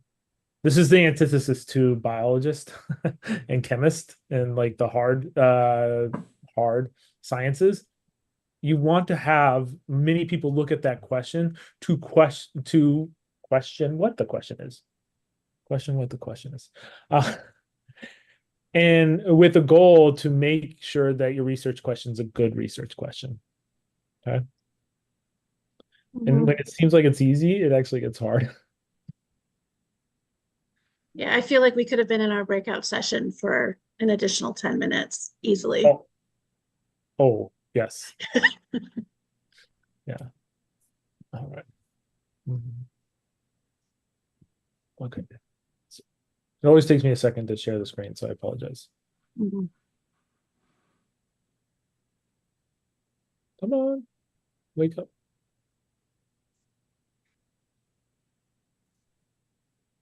Sorry. There we go. So when we think about appropriate design, one of the things we want to think about is the population we're going to work with.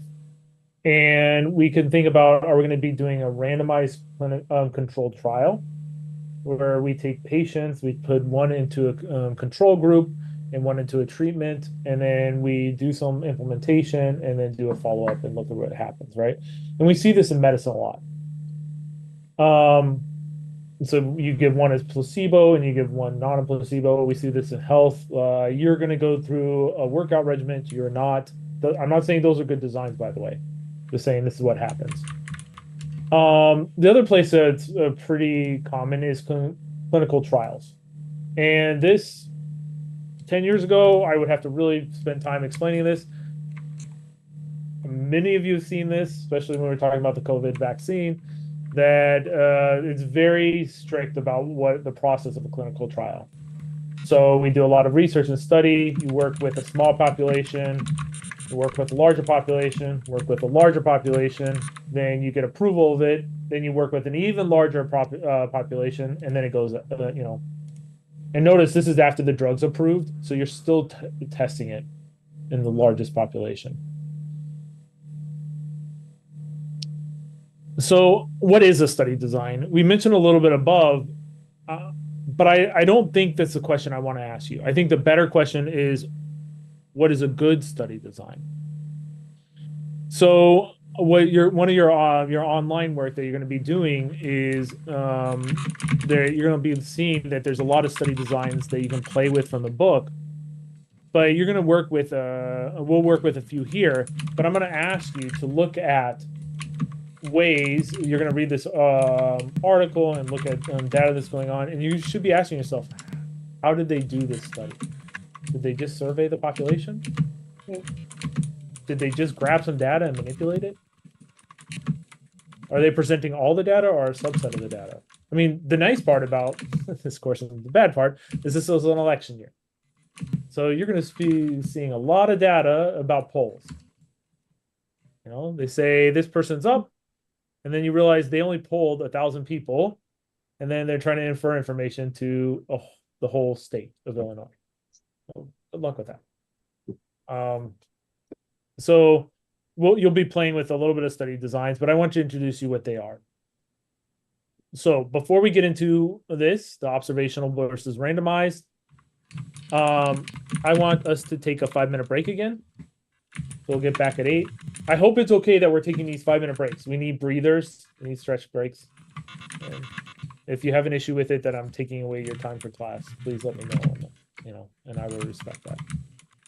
So let's take a 5-minute break. We'll come back at 8. Okay?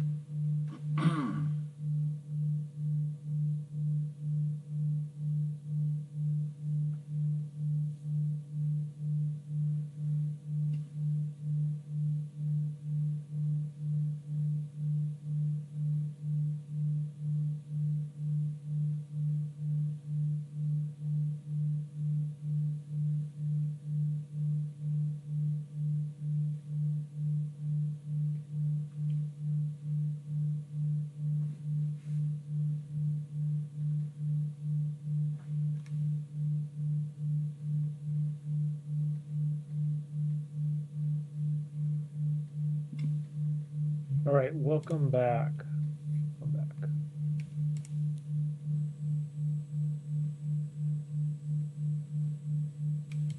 So, all right, we're back. So again, let's talk about what the studies are.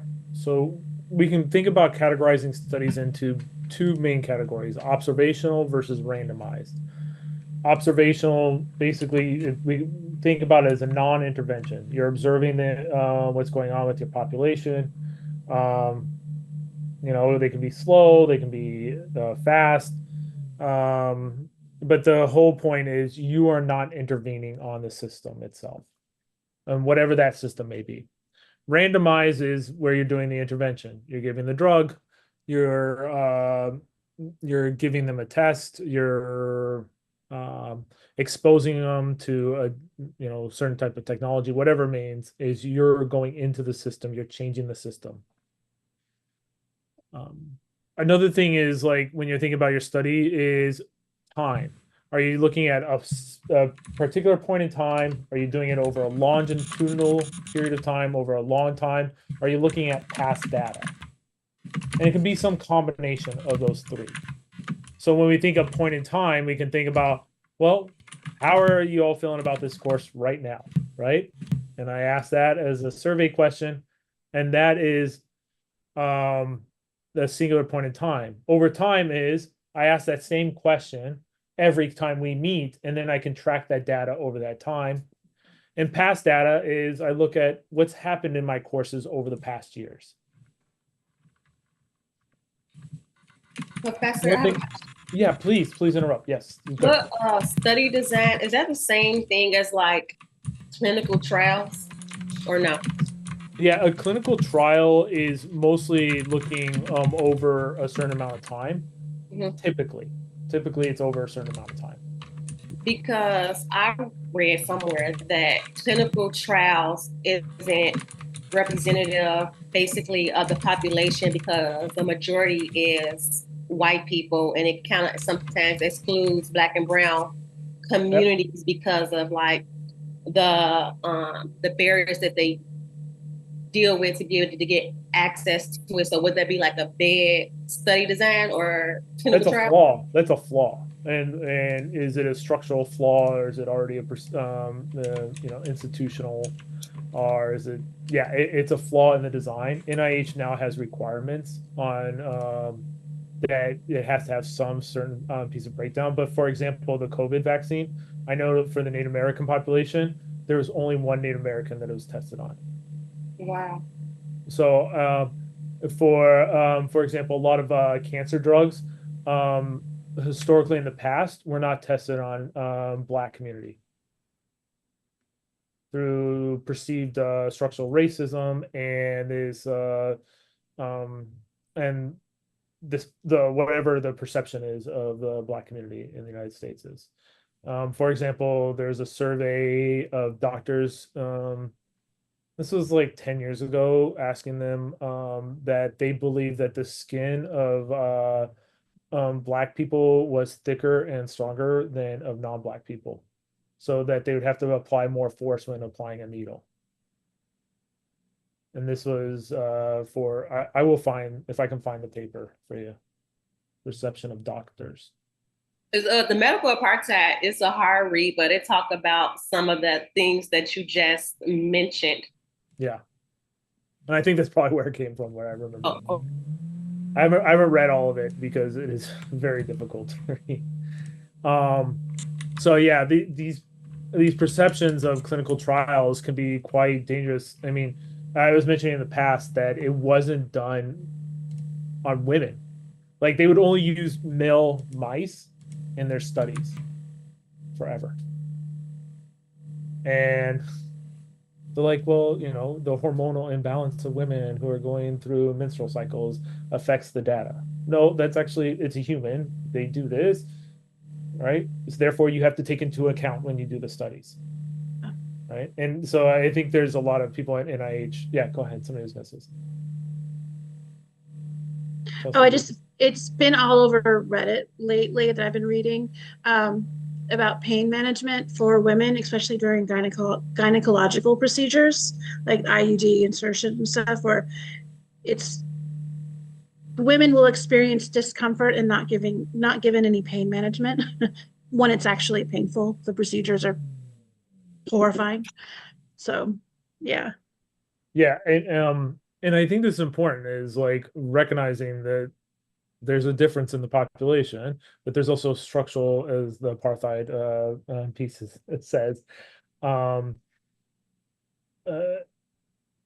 already in the medical practice in general. For example, African American women are more likely to die in pregnancy by I don't know the numbers, so this is like a bad mathematician, but it's much higher than any other race. And the reason is because when they say they're having a problem, nobody listens to them and nobody's in the room to back them. So what is that, right? We know it's structural racism. We know, yeah, 3 times. Thanks. Yeah, I was gonna say 5, but I will oversell the numbers. It is a problem, and so how do we deal with that? Well, I think I'm sorry, but it puts on your shoulders as people in public health to advocate, to educate, to be advocates. So. All right, long-winded, and I apologize, but it was good. It's a good discussion, and it's part of this course.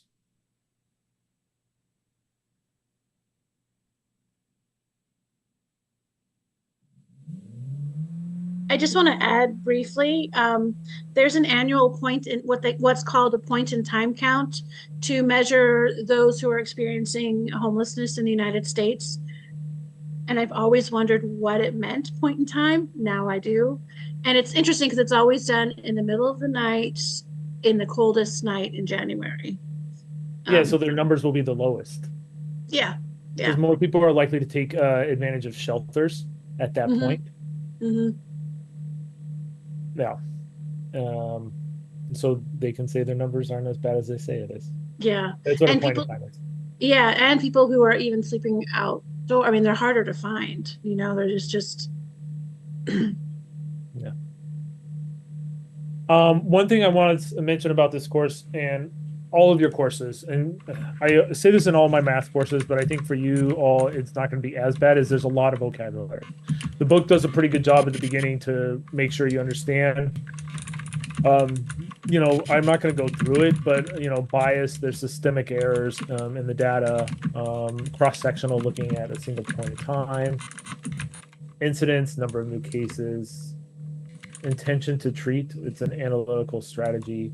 I don't think it's too important they'll come up, but if there's some vocabulary that's being used by myself or by the book, you can ask me, you can interrupt me. I even might say, I don't know the exact details of it, but let me find out. That's okay. So the vocabulary can be quite difficult, but I just want to bring it up because it's there. All right, summary of research design. I found this, I have a link to where it was about designs. Again, you have on your left here, your non-intervention or observational design versus your intervention design. Observational can be talked about a population. You're observing a population, or observing an individual. Let's say, a child, right, in a classroom, and I'm observing how they interact with their environment. Intervention design, we talk about the randomized clinical control. That was a Tiara. You're saying this, right? And if I mispronounce people's name, I was talking about like the lack of studies on Black and Brown communities in the United States. In general, it's actually even beyond the US. Versus non-random, we won't talk about that much. It's called a field trial. And then in each of these, they can break down even more. Crossover, parallels, individuals analytical versus case report. And these break out even further. So let's talk about a few of these. So I like the picture because it gives me a picture of how they break down, but I also like it, So we'll talk about some of them. The book does it pretty well, but we have our observational study designs, and we'll go through each of these in a little bit of detail, but not too much. Just kind of give you a summary of what's going on. So a case report is what you think it is. It's just a detailed report. You're getting some information. Let's say I think of education because that's what I'm in. I get information about how everybody did in a course, and they tell me did they attend, blah blah blah, right? That's a detailed report of what's going on. It's a systemic review. There's no control comparison group, and a lot of times we use these to generate a hypothesis. Why is it good? Why is it bad? Well, again, it's cheap. Right? It's already data that's there. It's a report. I'm not having to do any interventions. It's low risk, isn't it? You're already in the class. I'm not doing anything to you. Maybe. You'll find out later. But I mean, I think the question is I think that's a good thing, right? We want cheap. We want something that's not putting people in harm's way. Why is it bad? Well, it's just a report. I can't compare. I don't have anything for a comparison group, do I? So how do I know if if people taking a course are doing well or not? I don't have anybody to compare to. We won't go over, just for time, we won't think about examples. The next is kind of like a cross-sectional survey. What you do is you take a survey at a single point in time, right? Was mentioned, taking the whole unhoused population and looking at I believe it's the counting of who's. I thought it was in shelters, but maybe it's not in shelters. Maybe it's on the street. I forget how they do that. But this is non-randomized, right? So this is your population. This is what you're working with. A lot of times we're looking for risk factors. Why is it good? Why is it bad? Well, bad when it's not randomized because you've already selected the population, haven't you? It's self-selected in some sense. But why is it good? Again, it's low risk. Typically speaking. And what you're doing is you're saying, okay, I'm going to look at unhoused population at the same time in Chicago, LA, New York City, Tuscaloosa, in New Orleans, and I'm looking at these different locations, right? Different sources, but it's at the same time. One of the things is you want the population that you're working with to be large, because if I only have 10 in one and 5 in the other, that might not be representative of a large enough study. But again, you're observing. You're not doing anything. Okay? You're just doing a survey. At any point, interrupt me, by the way, with what's going on. Cohort study. This would be like more of the class. You're a cohort. You're in this together, right? You're going to survive this course together and help each other be successful. So it's a cohort. You have to have some inclusive and exclusive criteria. You're either in the cohort or you're not, right? A lot of times this is done over time, so we're following the cohort together, right? And one of the case studies, or one of the studies that they have in the book, and that you've all, well, you'll read more about it, but you can think of cohort studies a lot, and this is one of the ones that's most prevalent. We see this with education a lot. You know the documentary series called 7 Up, where it's British. They track like 14 kids from various classes from they interview them at 7, 14, 21, 28. I think now they're in their 40s or 50s. Would that be considered a type of cohort study? Yeah, but yes, it is a cohort study. Okay. Well, no, and this is why. Okay. Unfortunately. Longitudinal study. What? Sounds like a longitudinal study. Right. Okay. Yeah, so a cohort study is longitudinal because it's over time. It's kind of it's a mix, because usually when we think about a cohort, it's people together that will be interacting with together.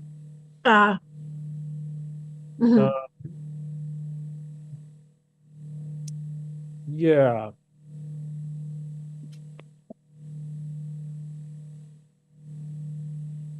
It is kind of like a cohort study, but when I think of cohort, I think of more interactive between Yeah. participants, and I don't think that's interactive, is it?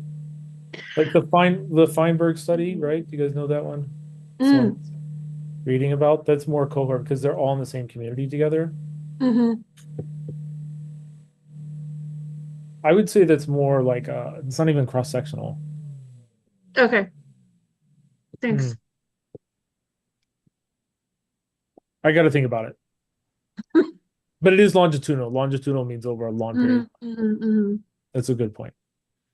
Retrospective, I think, I have a stupid image of Back in Time, Back to the Future. So you're just looking at, you're trying to find out what were the risk factors that led to something. And this is one of the more common pieces. Very data heavy. So data heavy. So, and you're going to want to do this because a lot of times you're like, what happened? Why did this intervention happen? Again, I'm going to education because that's what's on top of my head. But we look at No Child Left Behind. Now we can go back and see what the impact was on education, and that's retrospectively. And we're going to identify what happened. So you're not looking forward, right? That's the cohort study is moving with them. So it's like the 7-Up way of saying it's kind of like a cohort study. We're looking backwards. Okay.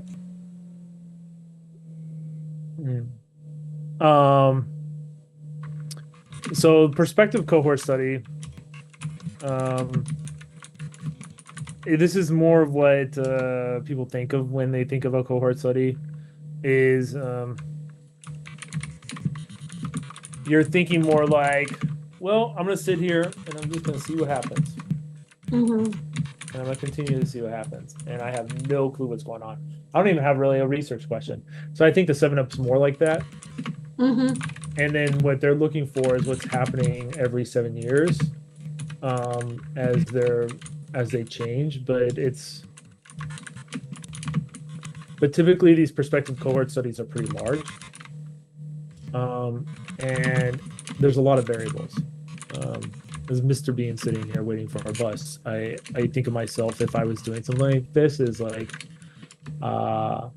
when is the beaker going to explode? So you have no clue what's going to happen.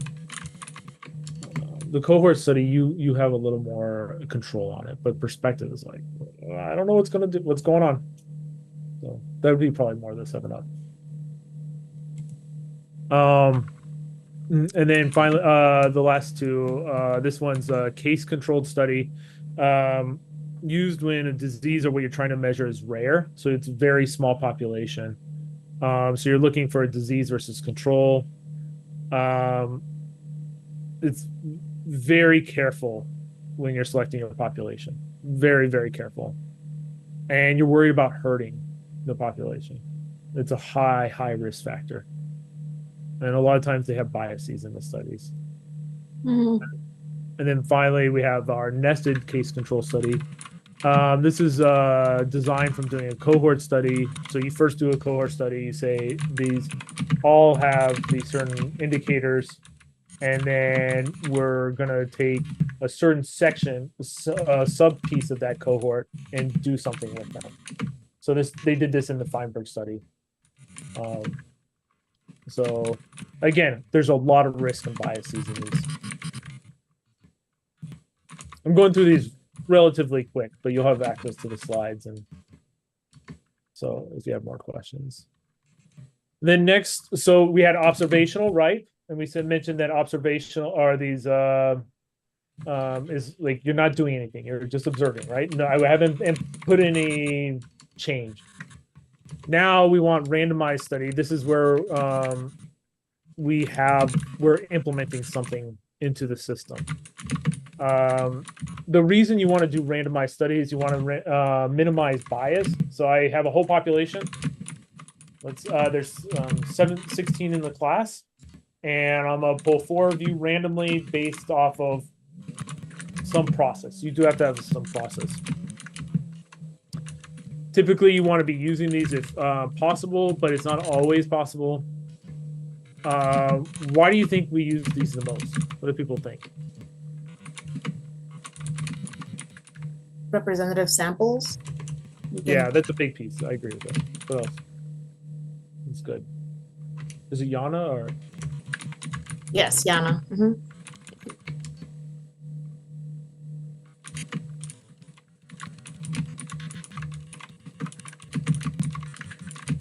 Any other thoughts? Why do we do this a lot? Because you see it everywhere, don't you? Mm-hmm. Yes, it would be impractical to ask everyone in the world. So you just try to pick like whatever number of them you can afford to. Yeah, it's a big cost, isn't it? Yeah, so yeah, that's good. We'll discuss two here: randomized control trial or clinical trial, and what's known as a crossover trial. But there are other types of study designs, but these are the most popular. Oops. Oh, cool. So the randomized control trial or clinical trial, what you do is you take your population, you put it into two groups. One will get the drug, one will get the placebo. There's a high risk factor here, isn't it? Mm-hmm. And it will not be approved if I'm giving you a drug. Let's say you're on heart medicine, and I'm like, I'm gonna try to give you a new one. And I'm gonna take everybody off of all they're doing and give one person the one group of placebo, and the other one the new drug. The people with the placebo are in danger of dying if it's heart medicine, right? So you have to be very careful. There is a lot of risk. You try to minimize risk, but there can be a lot of risk depending on what you're doing. You have to balance your randomization, right? How do you go about doing the randomization? How do you think I would choose 4 of you from the class? Put a name in hat, and then. Yeah, I like it. Sure. But what if the 4 people that were chosen by the hat were remarkably similar? Then I might have to go back and see what I did. Yeah. I read something. I'm always reading something, but no, it's okay. I love it. You share what you're reading, sharing what you're seeing. Good. When I was doing, Yana could probably like go further into detail on it, but when I was doing statistics, the way they did randomization, I think I can't remember what it was called, but it was like I don't know, like if it's a group of students, I can't explain it. Oh my god, I wish I knew what I was talking about, but I can't.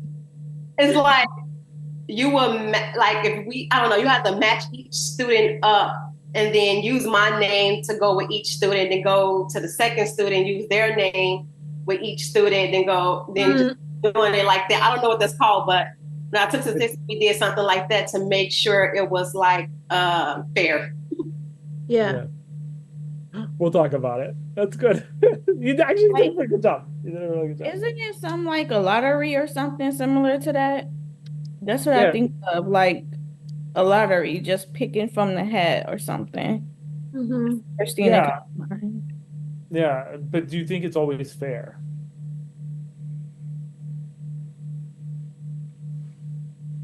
Yeah. I don't know. But it's always the question, right? Yeah. There's many ways to do randomization, and there's nothing truly accurate. If somebody says it's completely random, there's no such thing as completely random. It has some distribution. One of the things you want to do is try to keep a double blind. Do you guys know what double blind means? I feel like the researchers don't know the conditions, like they don't know what were they testing for. Like the researcher doesn't know who's getting the treatment and who's not getting the treatment, and those getting the treatment and not getting the treatment don't know either. Right. Yeah, and that's the gold standard. When do you think I couldn't do that?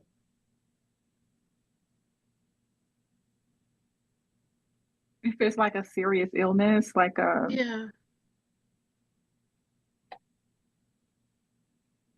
Okay. Good. Yeah. Yeah, and if the placebo wasn't an actual effective medication. a medication. Right. You wouldn't want to give someone without diabetes insulin and Yeah, someone please with. don't do that. That's funny. That's a good point. Would it be beneficial to, like, if it's a study where the investigator's biases may impact treatment, so you want to keep it double blind so that we can reduce any kind of innate biases from the both sides? Yeah. Mm-hmm. Yeah. Yeah. That's a great point. It's to limit that bias. Yeah. When can't, so it seems like this, people say this is the gold standard, this is what we should be doing. We talked about population maybe as an issue where you can't do randomized control. Can we think of an example where randomized control won't work? A rare disease that doesn't really occur within large populations. Yeah, I think that's a good point. Is like if you have a very, very super rare disease, we talk about, like, we can even talk about this in terms of surveys, or you do survey stuff. What if, like, you're surveying and your N is 1, right? But this study is just an N of 1, N of 5. You know, so you have to be very careful. So you might not be able to always do it. So I like that rare disease is very important. One other issue is they're very expensive. Very, very expensive and time consuming. And just because they're the gold standard doesn't mean it's the right thing to do. Yeah. Crossover trial. So what this is it's a clinical trial. The participants are assigned to 2 or more treatments instead of 1. This is very expensive. So what's going to happen is you have, I break us up in, let's say we have 12 here. 6 of you are going to always have class via Zoom, and 6 of you are always going to have class in person, and we'll see how you do. And then next time we'll do the same population. 6 of you are going to have in person that had it in Zoom before, and 6 of you are going to have the class online and see how you did. So it takes longer, right? It's double the amount of time, it looks like, if not more. And I'm giving everybody the same treatment. And since it takes longer, it costs more money. Professor. Yes. How would you know that, in your example, how would you know that the group that gets the Zoom class first and then gets the in-person class, how would you know that having had the Zoom class didn't affect how they did in the in-person class? Yeah, what it would be is you have to be very careful. For my example, it would. It definitely would. The reason you have that washout period, if it's for a drug, is you're waiting for the drug to leave the system. So for the class, I can, you know, give you a zap and say, forget everything and try over again. But yeah, no, it's a good point, Kelly. Thanks. All right, that's good. Some important things to take away from this is sample size, sample size, sample size. You know, the sample size that you're working with or can get access to will affect your study design. It affects the risk factors. It affects your statistical analysis you're going to be doing. The end, the size of the population you're working with impacts everything. Either being a rare disease, a classroom setting, working out with the community, it affects it. And you have to accept that. And a lot of times it's out of your control. You're like, okay, it is what it is. But it means then maybe I have to do different analysis or study a new analysis to come to some conclusion. But you have to be mindful of it. How to determine the study design you want based on the research you ask. Well, let's say you have all these, we have these 3 research questions that came up in your groups. You have to know the other type of research that's been done. You really have to do your due diligence to say, oh, people have already done this before. And this is how they did this type of study. And these are the results they did. I want to do it with a different population, but I can follow their procedure and their analysis. It's not cheating. That's why it's published out there, so you can reproduce or try to apply it to a different population. Know what other people have done. I forget who was it that was joking. Tiara was joking that she reads too much. That's a good thing. You want to see what other people are doing. Okay? So take advantage of that. All right, so let's do a little practice from the book.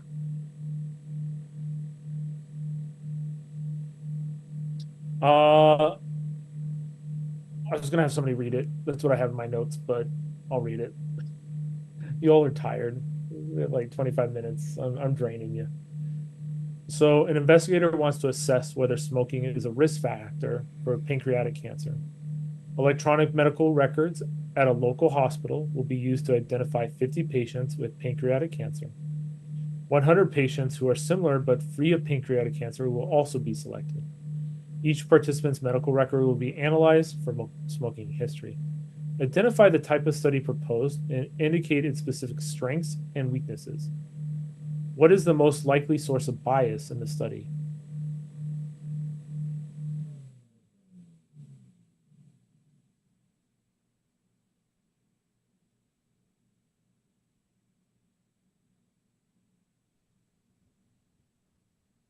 That'd be retrospective. So go ahead, explain.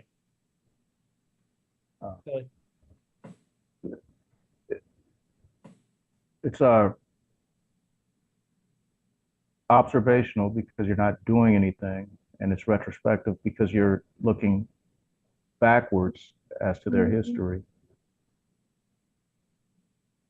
Okay. And I guess they're a cohort because the eligible people are all the people who you have to have cancer, pancreatic cancer, to be a part of the 50 patients. Usman said, I think this is a response to other biases in the study, and the chat said other health conditions, right? Okay. So when it talks about 100 patients who are similar but free of pancreatic cancer will also be selected, I'm assuming they're also smokers, or no, other factors are included. Well, it says who are So similar. will be analyzed for personal. Sorry, I answered my own question. Go ahead. Yeah, that's okay. I have a question. Why wouldn't it be 100 of each or 50 of each? That'd be a big question I would ask too.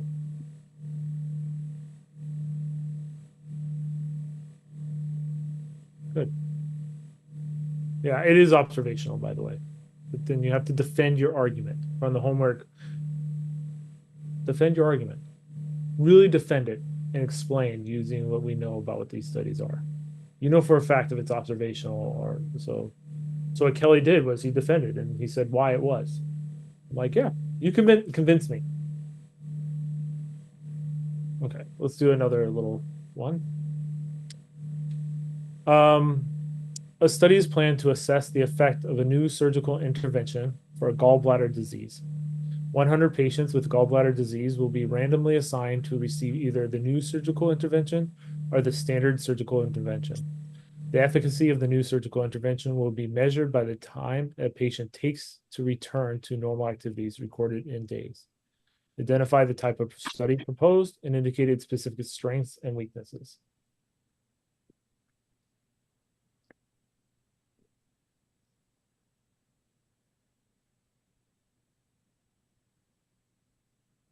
This actually seems cruel. Ooh, okay. Can you elaborate? Because if there's a new surgical procedure that's better for whatever, gallbladder disease in this case, the other group of people who aren't getting that and have a worse outcome, they're kind of like, it's kind of like withholding like a better way for them to get healed or better. So that's I would say that would be a weakness. Yeah. By the way, Apple Love, do you mind changing your name? Because I have no clue who that is. It's Lachey, and like I keep trying to change it, and like it's connected to my actual personal email, Okay. and it goes back. I'm sorry. It's okay. You can use your NEIU one too, because I sent it to that. But no, thank you so much. That was a great observation. That was huge. And Uzman says randomized clinical trial. What are their strengths or weaknesses? Oh, That's a good one. Sumaya, I hope I'm pronouncing that properly. The normal activities could differ between people. Yeah. Yeah, I think that is. Good point. Good. Any strengths with this study? It seems to be a fairly short study. I mean, if they're measuring days, so I'm assuming that it's fast and we'll have something pretty soon. Okay, cool. So even though it seems like it's weird, there might be a lot of risk, but if it's a short amount of time, that means typically the original treatment works. Yeah. Other thoughts on these? Again, convince me what you think it is.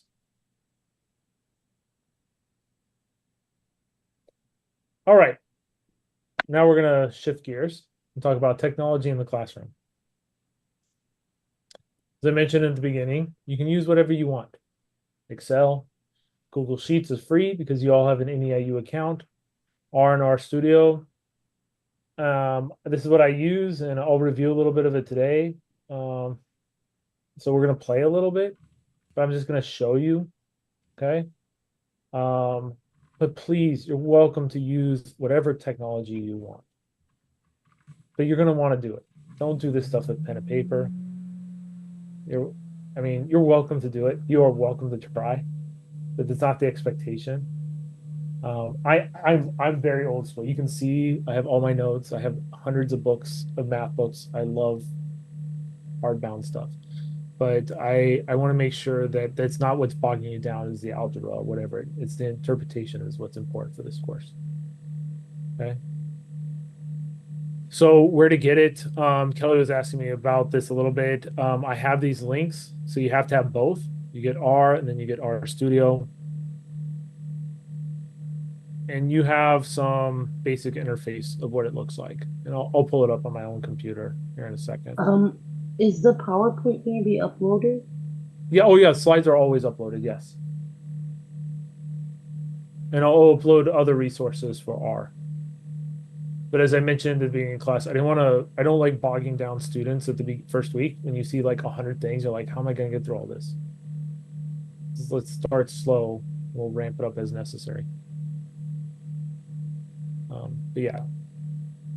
One thing I want to say, internet is your friend. You don't know how to do something and you want to do it, I guarantee somebody's probably asked that before. How do I graph, get a bar graph that also has the representation of the standard deviation in Excel? Look it up on the internet. It will help you. I can help you too, but I'm going to probably do the same thing if I have never done it before. Awesome. Yeah, SAS is an option. You can use whatever you want. I don't know SAS. I do not know SPSS. I do not know them. I've never used them. Want to know why? They're both expensive. R is free. Okay. I live off free. So, but I will not impede you either way. I expect you to do your own work, and there'll be a point I'm asking you to send me your code. Not because I'm going to use it, but I just want to see how you do things. And so I can also learn. You're going to just be teaching me. Okay. So I want to pull up R. Sorry, somebody wrote to I did not know that. Okay. I don't want to know that because I will play and I need to focus. Thank you for sharing that, by the way, that I didn't know SPSS was free in the library. See, your professor doesn't know everything. And I will admit it. If I don't know something, I promise you, I'm going to say I have no clue what you're talking about. So what we're going to do is I'm waiting for R to load is we're going to play a little bit. I'm just going to show you how this stuff works. I was using it all morning, and so I don't know why it's working now. Okay. Let's share my screen.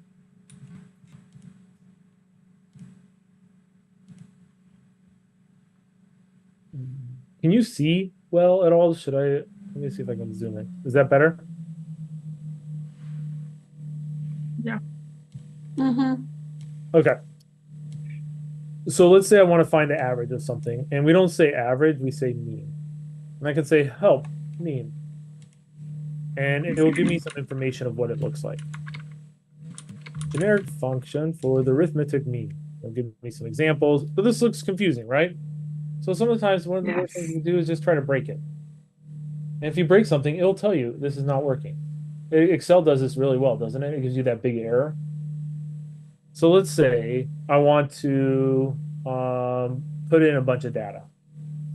And what we're going to do, you guys are all going to hate me, is you are going to give me, if you are comfortable, either your age or the age that you feel, or the age that you think you look, or whatever it may be. And we're going to put this in, and we're going to do some calculation.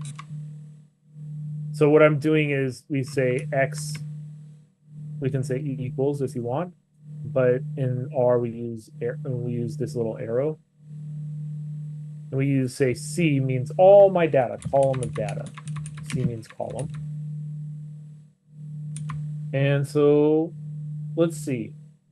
Anybody want to go? Oh, I have 32. 32. 55. 55. I'm 36. Do you have to 28. You don't have to give your age. I said you can give the perceived age. Oh, well, don't take 36 away. I'm 21. What was the question, though? I interrupted. I apologize. You have to hit space after each comma? I do it for cleanliness. Okay. Okay. 33. 54.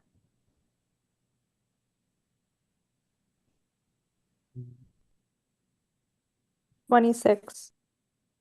There's ages in the chat. Do you want me to read them out loud? I think I got them. 31 Okay. and another 26 and 40. I think 1, 2, 3. Oh, and 28.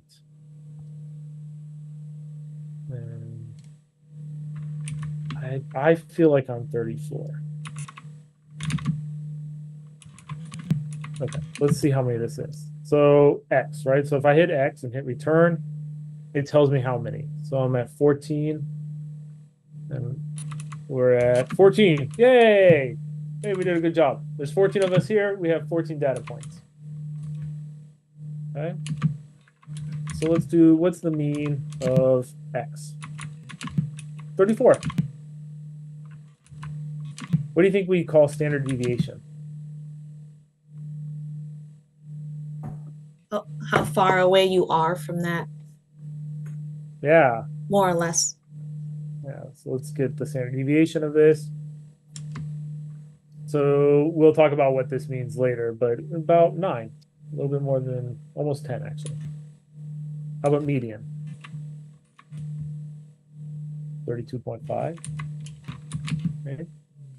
It's an even number, so you know it's going to be in between. What's another statistical thing you want to do? Mean, median, mode. Oh, it didn't work, did it? Is there something called like L score or something? Is that one? Or V score? No. Yeah, there is. Yeah. We'll do that later. So there's a lot of stuff you can play with. One of the things is like X seems so generic, doesn't it? I could have just said age, or I can even say perceived age, and call that my X. Now I can just do. And now that's what it is. And that's what I play with. A lot of times, and this is really important in Excel, and is to use variables that are descriptive. Names that are descriptive, right? So we're just playing. I mean, it's important to have fun. So, like I mentioned, I will post some helpful stuff with this on D2L. You're welcome to play with it. It's up to you. I would like, I wanted to see what kind of technology you all plan on using or think you're going to use in the class. So if you can drop that in the Google Sheets, and that's just for me, and or for your classmates too, is like you can put if you're comfortable, put your name and the technology you want to use in the Google Sheets.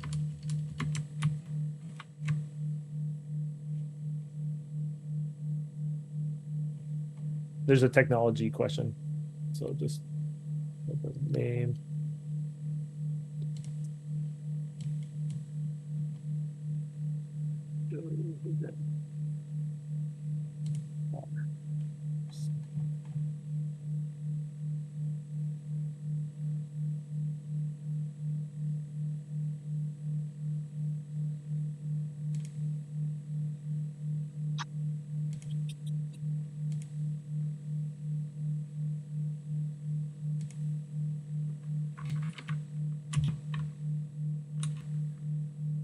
So hard when there's so many people typing, right? Mess with you all.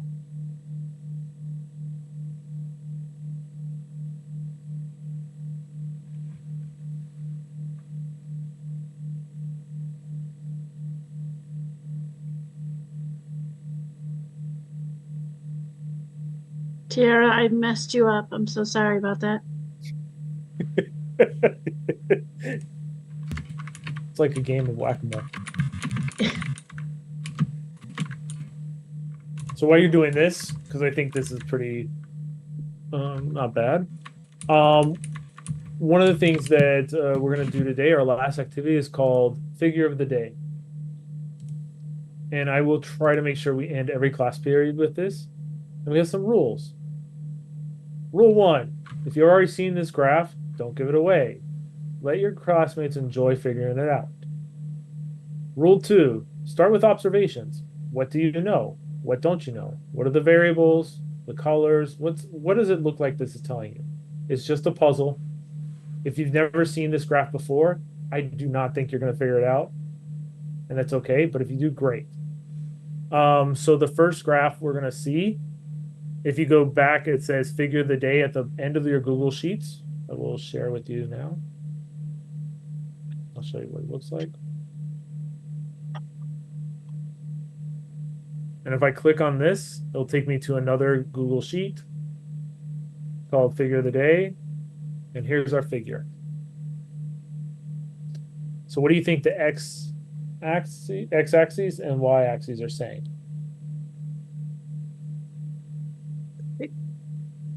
X is horizontal. Mm-hmm. I mean, it's like there's a year. Horizontal and vertical axes. Okay. People have more questions in February and March. And a lot of questions in November and December. Is the question mark the name of the variable or question mark trying to figure out what the variable What is it? You're trying to figure out what it is. What is it? Right. The rate of flu. Mm-hmm. Except why didn't it go up in December? Those are the cold months. When people, right, but people are indoors visiting family more. Right? And going on airplanes.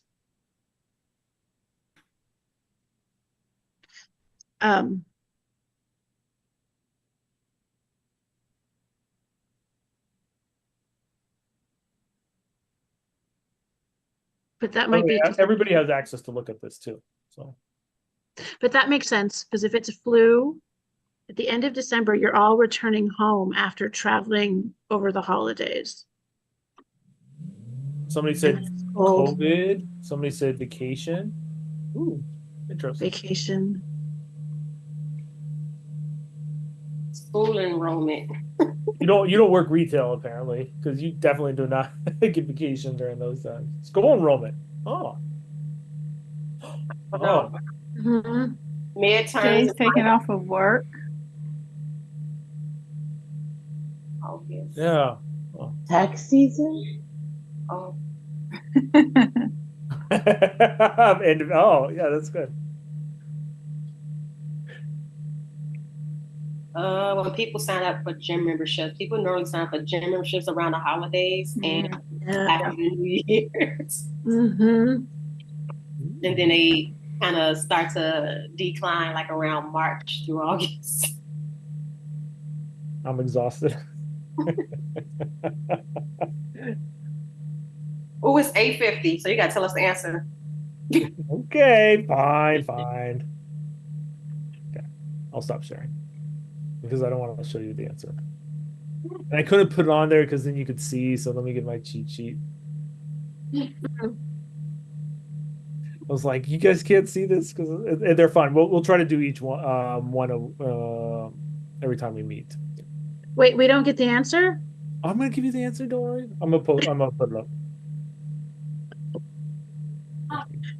Yeah, that would have been wrong if we left class not knowing what it was for. It's actually peak. It's peak breakup times. Aww. Oh.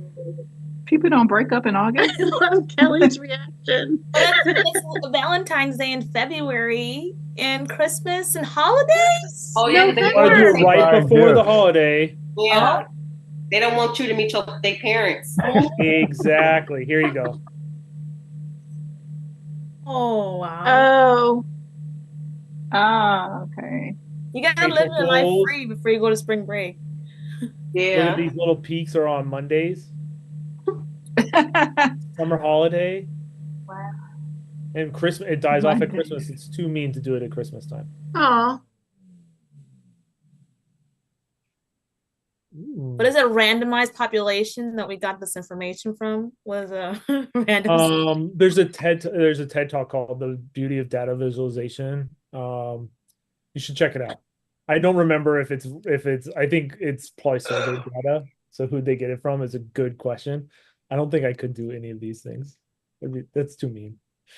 So it was great to meet everybody. I know we're missing a few that weren't here. So if you know any of them, please let them check in with them and just say it wasn't too scary yet. The key word there is yet. And don't freak out if I'm posting a lot on D2L. It's not meant to scare you, but I'm trying to get that information that you all requested and wanted to know about. Okay. Any last minute questions? Enjoy your evening. Get some good rest. Be safe out there. Bye, everyone. Bye. Bye. See you next week. Bye. Week after, not next week. Well, they might want to come to NEIU. Oh, okay. Bye. Bye. Sorry.